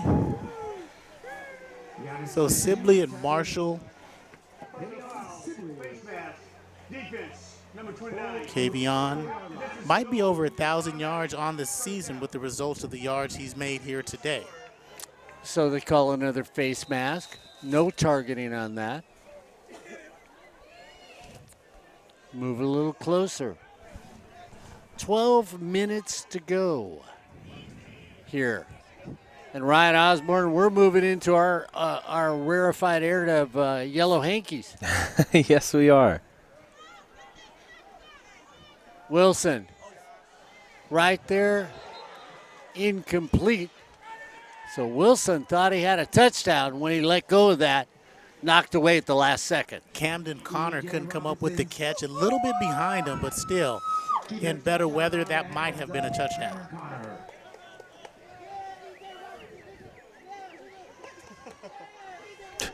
So they run players back on the field. Oh, I thought they said free hot dogs. I was going to say to Ryan, hey, you can just leave your camera, go get a box. Ryan's not answering. I think he did. Wilson, little flip, and that's actually, Corey, called a pass play, so that would be a pass play. So a shovel pass to Dominic Cox. And again, that's his second reception, under 10 yards for the game, and another penalty on the score. So touchdown count. So 6 points for the Riverside Tigers. After the play, unsportsmanlike conduct. Riverside. That penalty be enforced on the kickoff. So we just heard that from the official. So that's when you start mouthing off, Corey. We know that's what it is. So they call that penalty there. So, Mark, with that completion, Wilson is now 6 of 22 for 19 yards.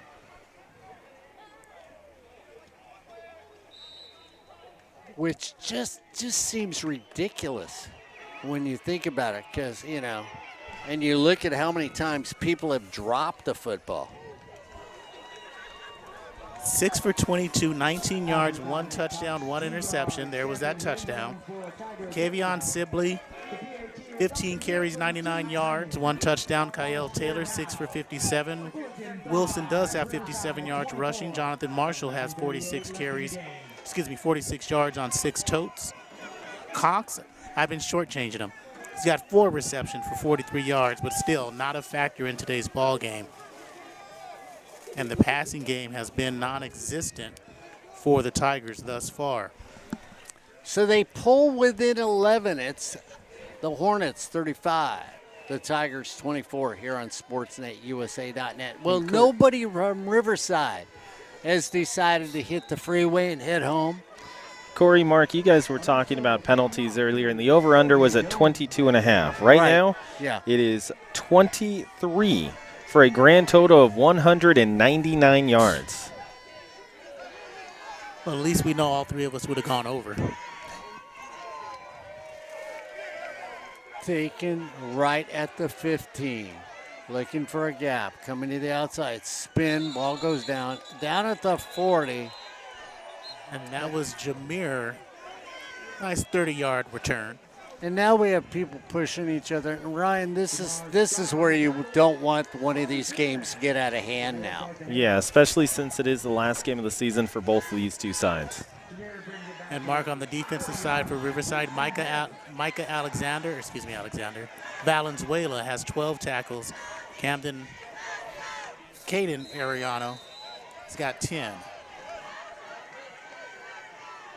Renders back in the game. First down and 10 for the Hornets at the 40. Cross of 40 gets a gain of 1 on the play. That's Fred. And Ariano gets his 11th tackle. So Reinders, Mark, 3 of 7, 48 yards.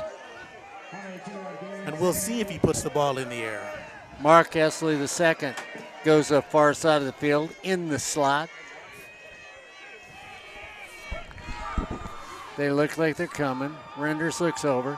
Desmond Duffy to the near side of the field. Hunter in the backfield. He just needs to get to the second level. Off of right guard. They smother him. And the crowd for Riverside, all of a sudden somebody set off the alarm clock. Well, yeah, both sidelines have gotten increasingly verbal over the last 5 minutes or so of game time. And then, like you said, the sidelines getting into it as well. Or, excuse me, not the sidelines, but the fans are getting into it as well. So we're hearing a lot more chatter out here between both sides of the field. Fred's got 18 carries, 106 yards. Third down and 7. Riverside walks everybody up. Here they come. Over the middle. Can't pull it in. They wanted a flag, but actually the offensive player gives a push-off at the last second. So good no call by the official. Perfect play was on. There were 2 perfect plays that Fullerton had. They could have run a draw up the middle or that pass right there. Both would have been effective. And that one was simply there. Donovan Ferguson back deep. Ball takes a hop. Here comes the kick. Ferguson back pedals. And it's going to roll out of bounds right about at the 16. With 9:48 to go. Well, it's become a game. It looked like it was going to be a runaway. Everybody said, let's park the car and head on home. And then they all woke up and said, wait a minute, that was just a daydream because the Tigers have fought their way back in against your Fullerton College Hornets here on Hornet Radio. And you know, Mark, Jack has more rushing yards, 89, than passing yards in the game with 55. He's got 3 touchdowns on the ground. Fred's got 1 on the ground. And the leading receiver, Luke Endorf, 3 receptions, 37 yards when they get the ball back. Wilson comes back in. I like the offense. Wait a minute, we get a. Let's go defense! They moved it. Get the ball back! The nobody knows where to mark the. It was interesting. Everybody was confused about where it was. They want to say that it's a safety. It should be a safety. That should be intentional grounding. He was across the goal line as well when he throws that over to the right. They're not going to call it. There it is.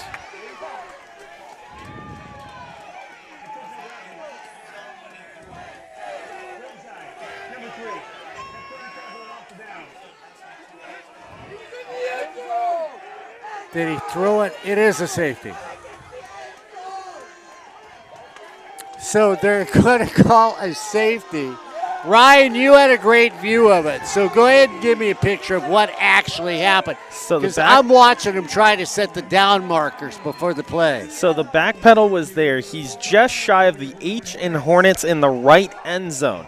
And that's when the rush came up from his right side. When Wilson ends up, I believe it was Wilson, correct me if I'm wrong, ended up tossing it over towards the 10-yard line on his right, he just dumps the ball off. So there's no one in the vicinity because all his receivers were on the near side of the field. He was just tossing the ball away. And since he was actually in the blue of the end zone, it makes it an easier call for the officials to call a safety. And you would have called the same thing? Ryan? Myself? Oh, I thought you were talking to Corey. I apologize. Oh, yeah, he was in the end zone. That was Doolittle.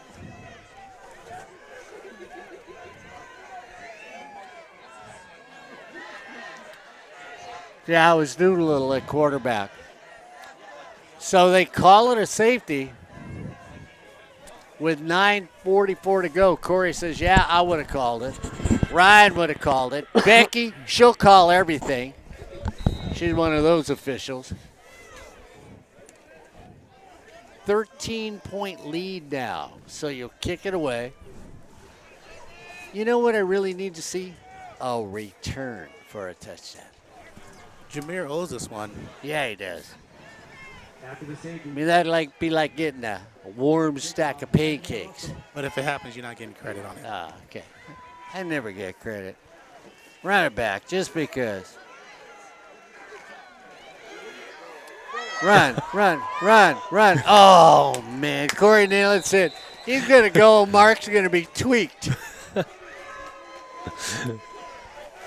And that's Cartagena again makes the stop, or excuse me, makes the run back. And again, we thought he had it. Jorge Romero makes the stop. And, you know, if he had more kickoff returns this season, he would have also been an all-conference.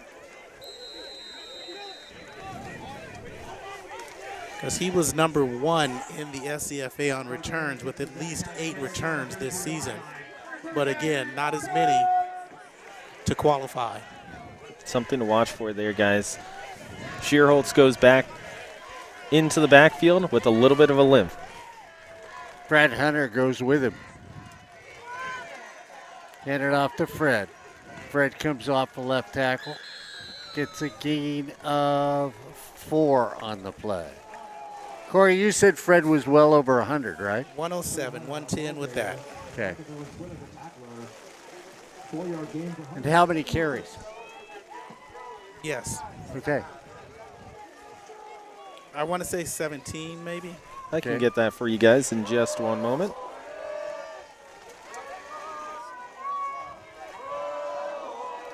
Fred Hunter, 19 for 107. Jack takes it straight up the middle on a quarterback keeper. So far in this one, it's Fred for now 20 for 111. O.J. Jones, 9 attempts at 96 yards, and Jack Sheerholtz with 25 attempts and 93 yards. Jack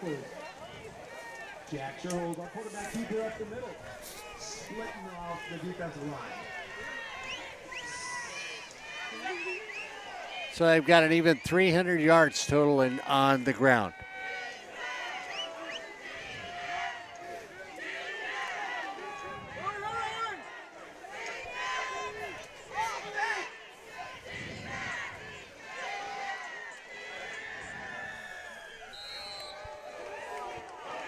So it's going to bring up a 4th.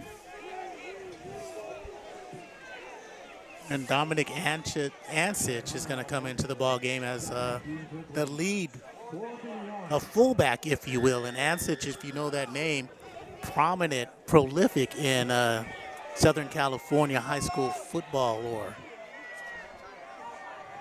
So 4th down, a long one. 7:37 to go. Hornets up by 13.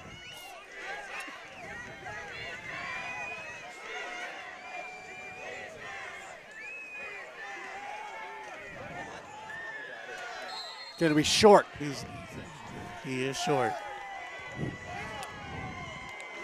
And I believe it was Ariano along with Valenzuela. Valenzuela is the one who delivers the final hit, stands him up about a yard short of the line of, the line to gain, not line of scrimmage.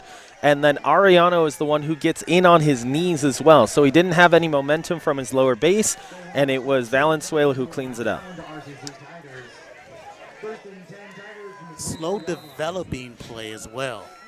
Yeah, and Jack trips just when he turns, too, so not a clean handoff. Doolittle comes back in the game at quarterback. Last time he was out there, rolled out in the end zone, threw it to nobody, giving the Hornets a safety. Lucas Irving,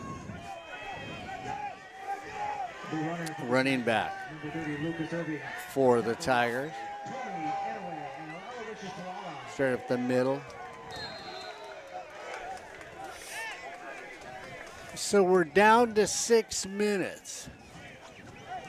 If you're Riverside, now you pick up the tempo. If you could get in with 4 minutes to go, you could still pull this game out.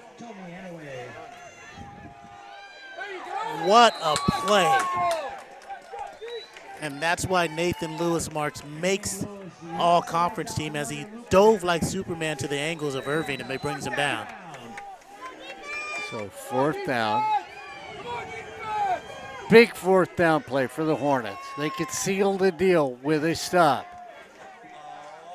Throw it over, get a nice block outside, run down the sideline, run out of bounds. A well-designed play by the Tigers to get a 1st down.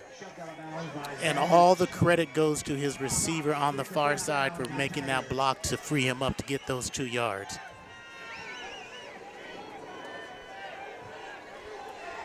Nixon in the slot. Standing next to him is going to be Dominic Cox.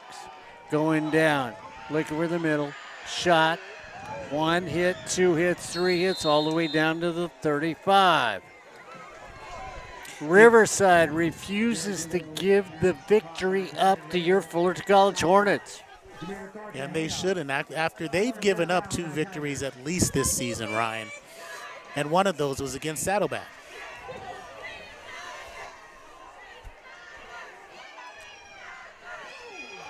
There's a shot, Corey Nalen, to make a play. Giannis. And he's had himself a game so far here, Corey. If I remember correctly, 2 tackles for loss at least, in addition to a pass breakup. Yep, Katy, Texas product. 2nd down and 10. Doolittle looks things over. Tries to get everybody to move. Moves his tight end back, his receiver up. Now they go from right to left, and we're going to get timeout, Fullerton. So with 4:46 to go, the Hornets call timeout. It's the Hornets 37, Riverside 24. You've been watching Fullerton College football on Hornet Radio. Ryan Osborne, Corey Nalen, Becky Wynn. I was going to call her Necky. Necky. Oh, I'll give you a new nickname. There we go. Necky Hojo. There we go. And also want to give credit to Joseph Abdel over to my right-hand side, being the camera guy today, and Henry Medina as well. Was Henry there?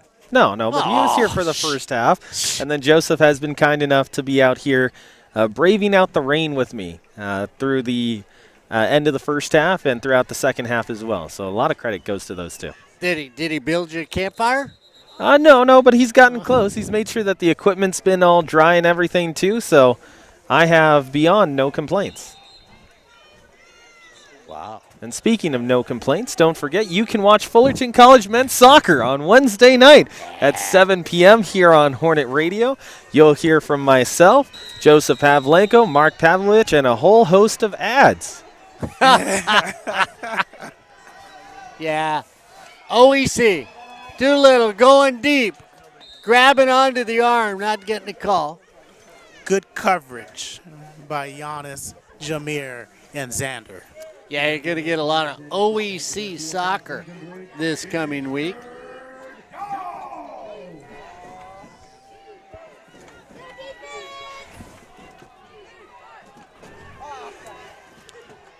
Big 3rd down. Throw it across the middle. Incomplete pass. Jump their route. So this could be it for the Tigers if they can't find something here. They need to get it first.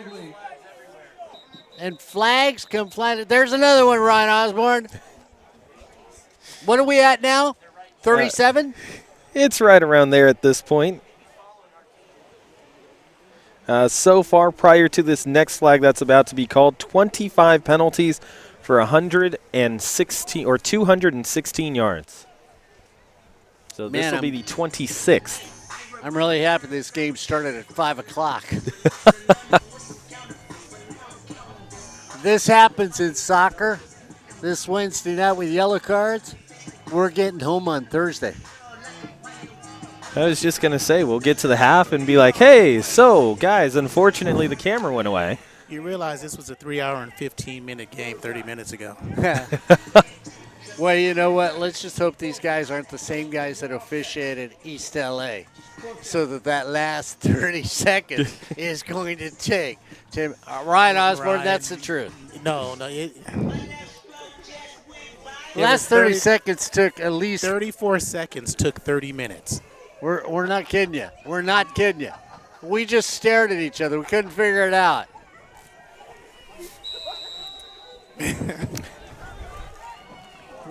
Fourth down for the Tigers. Doolittle goes back. Doolittle says, let me flip it to you.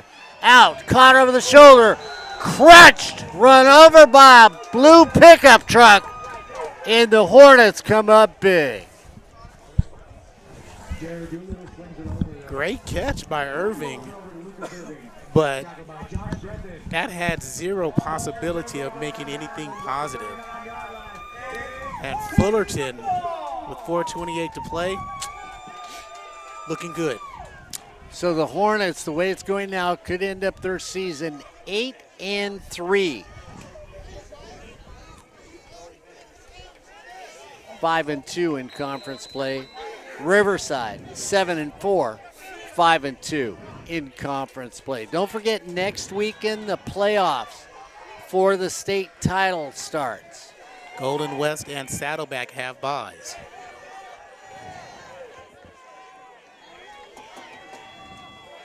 Straight up the middle. Goodbye, Fred. Go, baby, go. Go, Fred, go, go, go. Touchdown, Fred Hunter. 61 yards for Fred Hunter. 170 yards on 20 carries for the game. 2 touchdowns. That's your player of the game. But you know what?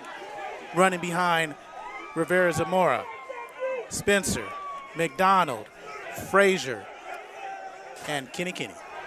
You know what? And Corey, you know, you mentioned all the offensive guys. Well, I know maybe you they're the players of the game. Yeah. Those 6. Yeah, I was going to ask you because you always emphasize to get the offensive line. You know I did that earlier. And I think this has been one of the better offensive lines this season at Fullerton College. Run a little trick play around the corner for 2. They get it. Harlem Harris. And that was really well executed, guys, because everyone committed to Fred Hunter going off right guard. And by the time that they realized that Harris was the one who actually got the pitch, it was far too late. So it's the Hornets 45, Riverside 24 here on Hornet Radio. 4:17 to go. 11-second drive. So, Mark, you mentioned that offensive line. Yeah. And you trying to get to the stats. Net rushing yards, 357.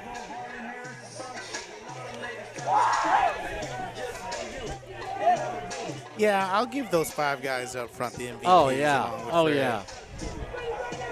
And Ryan, you know, we talked about it. You talked about how well Saddleback's playing. As good as your quarterback is, your running back in, if those guys don't continue to do what they're supposed to do after they make a block, you're not going to win anything.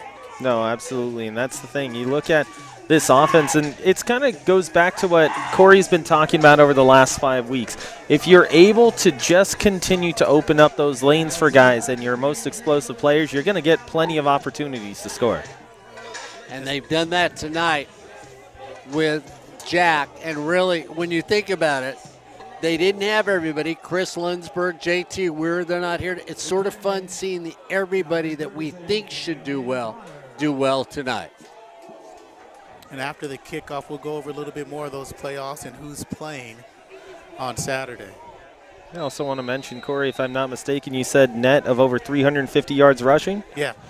See, initially, my thought was that had to be at least maybe top 2 in Fullerton College history in a game. Oh, no. No, sir. Bakersfield. That is correct. 541 yards in 2013. 2013, Ryan Bird, Lavori Johnson. Ludicrous speed, Ryan.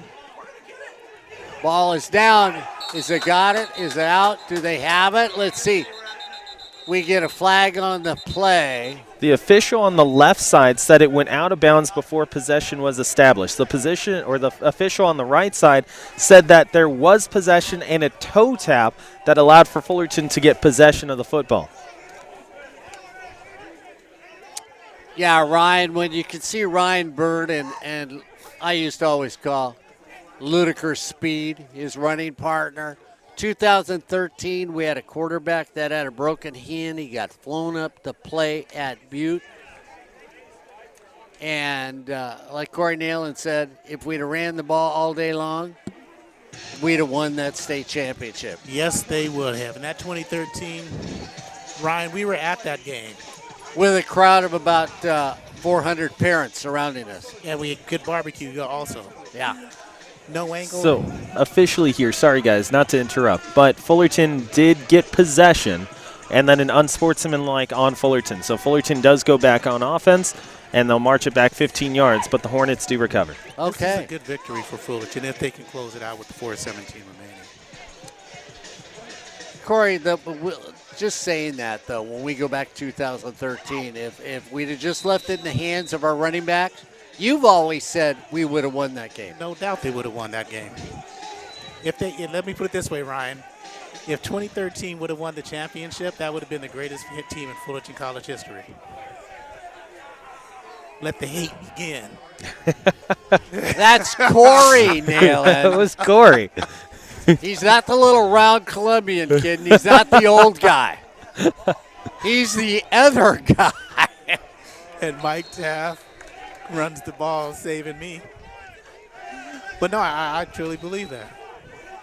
They had an excellent defense that year, and then obviously, like you guys mentioned, you have two of the best running backs in not only just Southern California, but the state and Fullerton College history. Ryan Bird putting his mark in the record books on multiple occasions, and then Lavori Johnson also giving just another look. It goes up there with the top three offenses in Fullerton College history and a top three defense as well. And real quick, Mark, Ryan Bird's average for a career, still a record, still not in the record book. Yeah. And, I mean, the thing is, when you look at Ryan Bird, one of those running backs, you know, it's even like we remember Pop Thompson, Ryan. Pop Thomas, I thought it was Thompson. Thanks, Corey. That, you know, was somebody you always knew could get you yardage when you wanted it to. Ryan Bird always did that. And in saying that, guys, you know what? I know we talk about Hal Scherbeck. I know we talk about the championship years. But, you know, we don't give enough love to, if he would have stayed coaching here, Tim Burns, who could have ended up being the best Fullerton College football coach of all time. Yes. Ryan, I know you agree with that. Absolutely and wholeheartedly. That's Ryan Osborne. No, really, all three of us have said that before. If Tim would have stuck around, probably would have had 4 state championships and maybe 2 or 3 national championships here on Hornet Radio. And, guys, you know, the duel of Brian Crooks and Coach Fazizzle, Phil Austin, and to the Austins who are watching this game, want to say hi to you once again.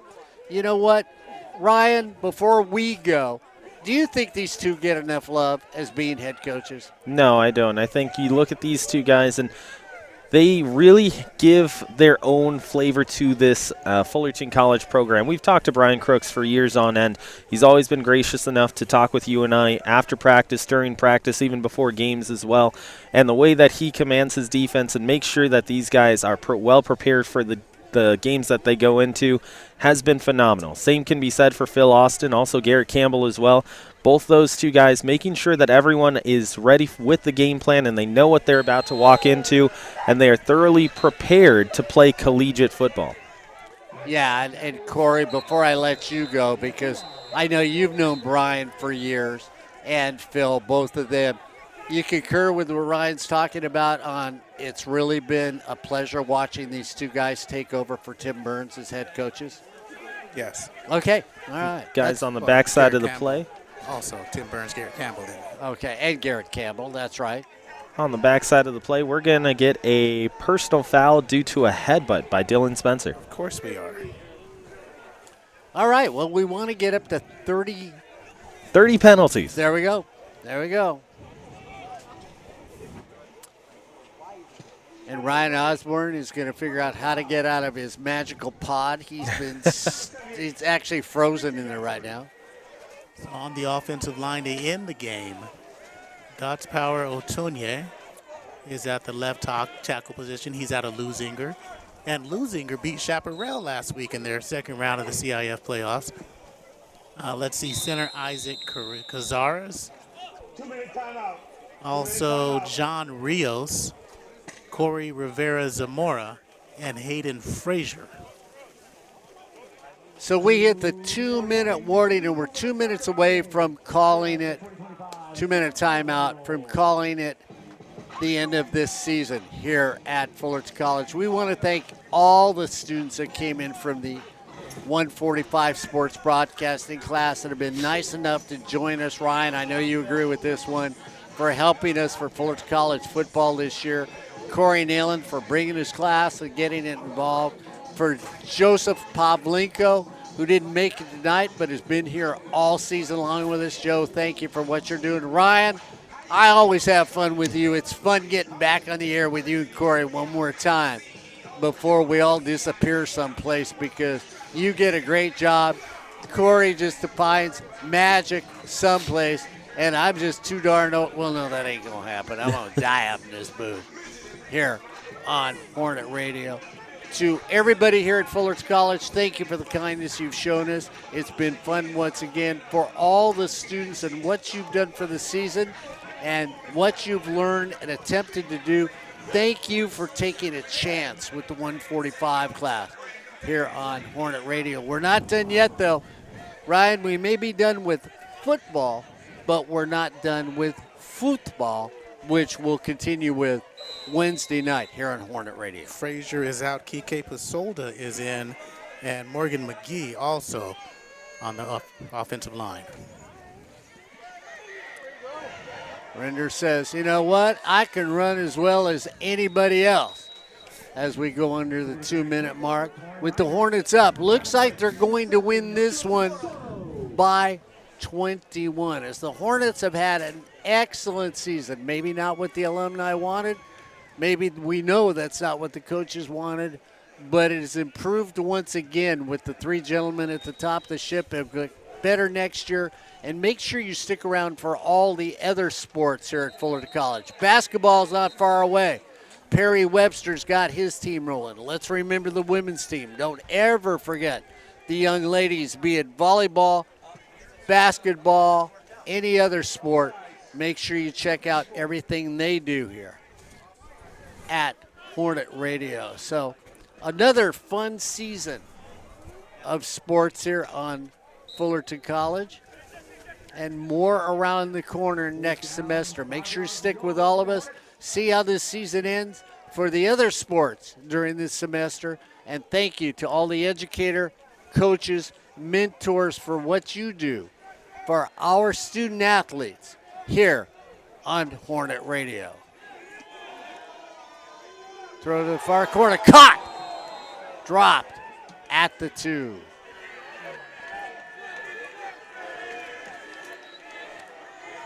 So the Tigers will come back on the field with 1:17 to go.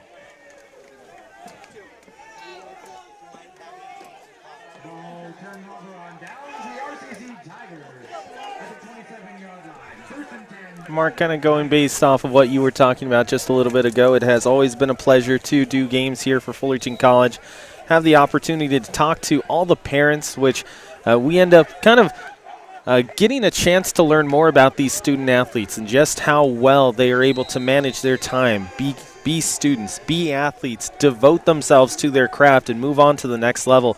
It's been a blast each and every year that we get the opportunity to do so.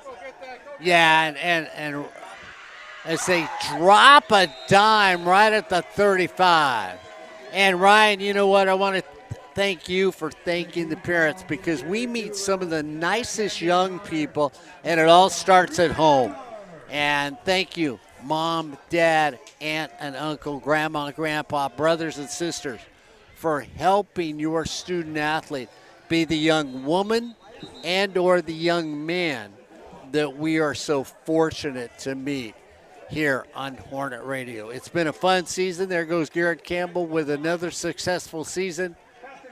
To Brian Crooks, Garrett Campbell, Phil Austin, thank you, gentlemen, for once again letting us be part of your family, which we always feel we are here on Hornet Radio. Yeah, and kind of going to that, Mark, how often have you and I gone to the practice field, talk to these coaches, and these coaches look at us and say, hey, you remember that guy from the 2018 team? You remember that guy from the 2021 team or that 2014 team? They look at us and they say, hey, they're having this success now. They're doing this now. They've got this career. We're happy for them because they've got this family or this business venture. We get to see the smile in their eyes. We get to see the emotion that they have because they care about these student athletes. And we have the opportunity to see all three of those guys who are leading this program really be able to look at us and say, this is what these student athletes mean to us. Yeah, and Ryan, we talk about the football program, but it's all the programs here at Fullerton College, as Riverside makes it look respectable with 46.5 seconds to go. And Ryan, when we say that, it is all the educator coaches here that make this a school that everybody wants to come to. You want to play a sport? I've got the volleyball coach, Kevin, sitting next to me, the women's volleyball, and you want to come here and play this game, and at the same time you want to learn, you want to be encouraged. You've got somebody like him, that educator that does that. Perry Webster on the men's side for basketball, who always, Ryan, let's be realistic with Perry. Interesting conversations you and I always have with Perry Webster. Oh, absolutely, and especially when we get the chance to talk to him before his season starts, and he looks at us and he says, hey, this is what my team is going to look like. This is what the game of basketball looks like. Or even better yet, the conversations you get to have with Perry Webster, this is where education is going. This is where you have the opportunity to look at everyone and change lives. Those are the conversations that make broadcasting, not just Fullerton College, but community college sports in general, really special to all of us. Because, I mean, I've been here for 11 years. You've been here for more than that. In my time here at Fullerton College, throughout the 11 years, the most special thing that I can say in covering these teams and covering community college sports is being able to talk to these student athletes, see how community college sports shaped and molded their lives, and then what they're able to do success-wise thereafter is the most special thing. It's not just the entertainment value of the games themselves, it's the personal connections that you establish. Ryan, there's nothing better than them walking up and saying, hey, OG, old guy, guess what I'm doing now, or this is my family. And that's what makes it fun here at Hornet Radio. So the Hornets come out as we get ready to wind the clock down here on the Southern California Bowl. Corey's throwing stuff all around the room in here, Ryan. We need to come to the end of this football game. Yeah, and the Fullerton sideline fully agrees as they're telling everyone we're going to the left. Riverside, you guys are going to the right. And it's just like Corey said, we're going to have another year of no handshakes between these two sides. But again, you saw the competitive nature between these two. It's a Fullerton-Riverside matchup, and we expect no less from what we have seen from them over the last 20 years. Yeah, exactly. And that's why we'll be back again with more Fullerton College sports this year and next semester when we head into 2026 here on Hornet Radio. Player goes down, clock keeps ticking, and nobody is calling a timeout. So that is going to bring us to the end of this broadcast. To Becky, to Ryan, to Corey, to Joseph, to Henry, to everybody else. Your Fullerton College Hornets have won this game today over the Riverside Tigers. The Hornets walk away with a 45-30 victory over Riverside College here on Hornet Radio. The final song of the Southern California Bowl of 2025 as your Fullerton Hornets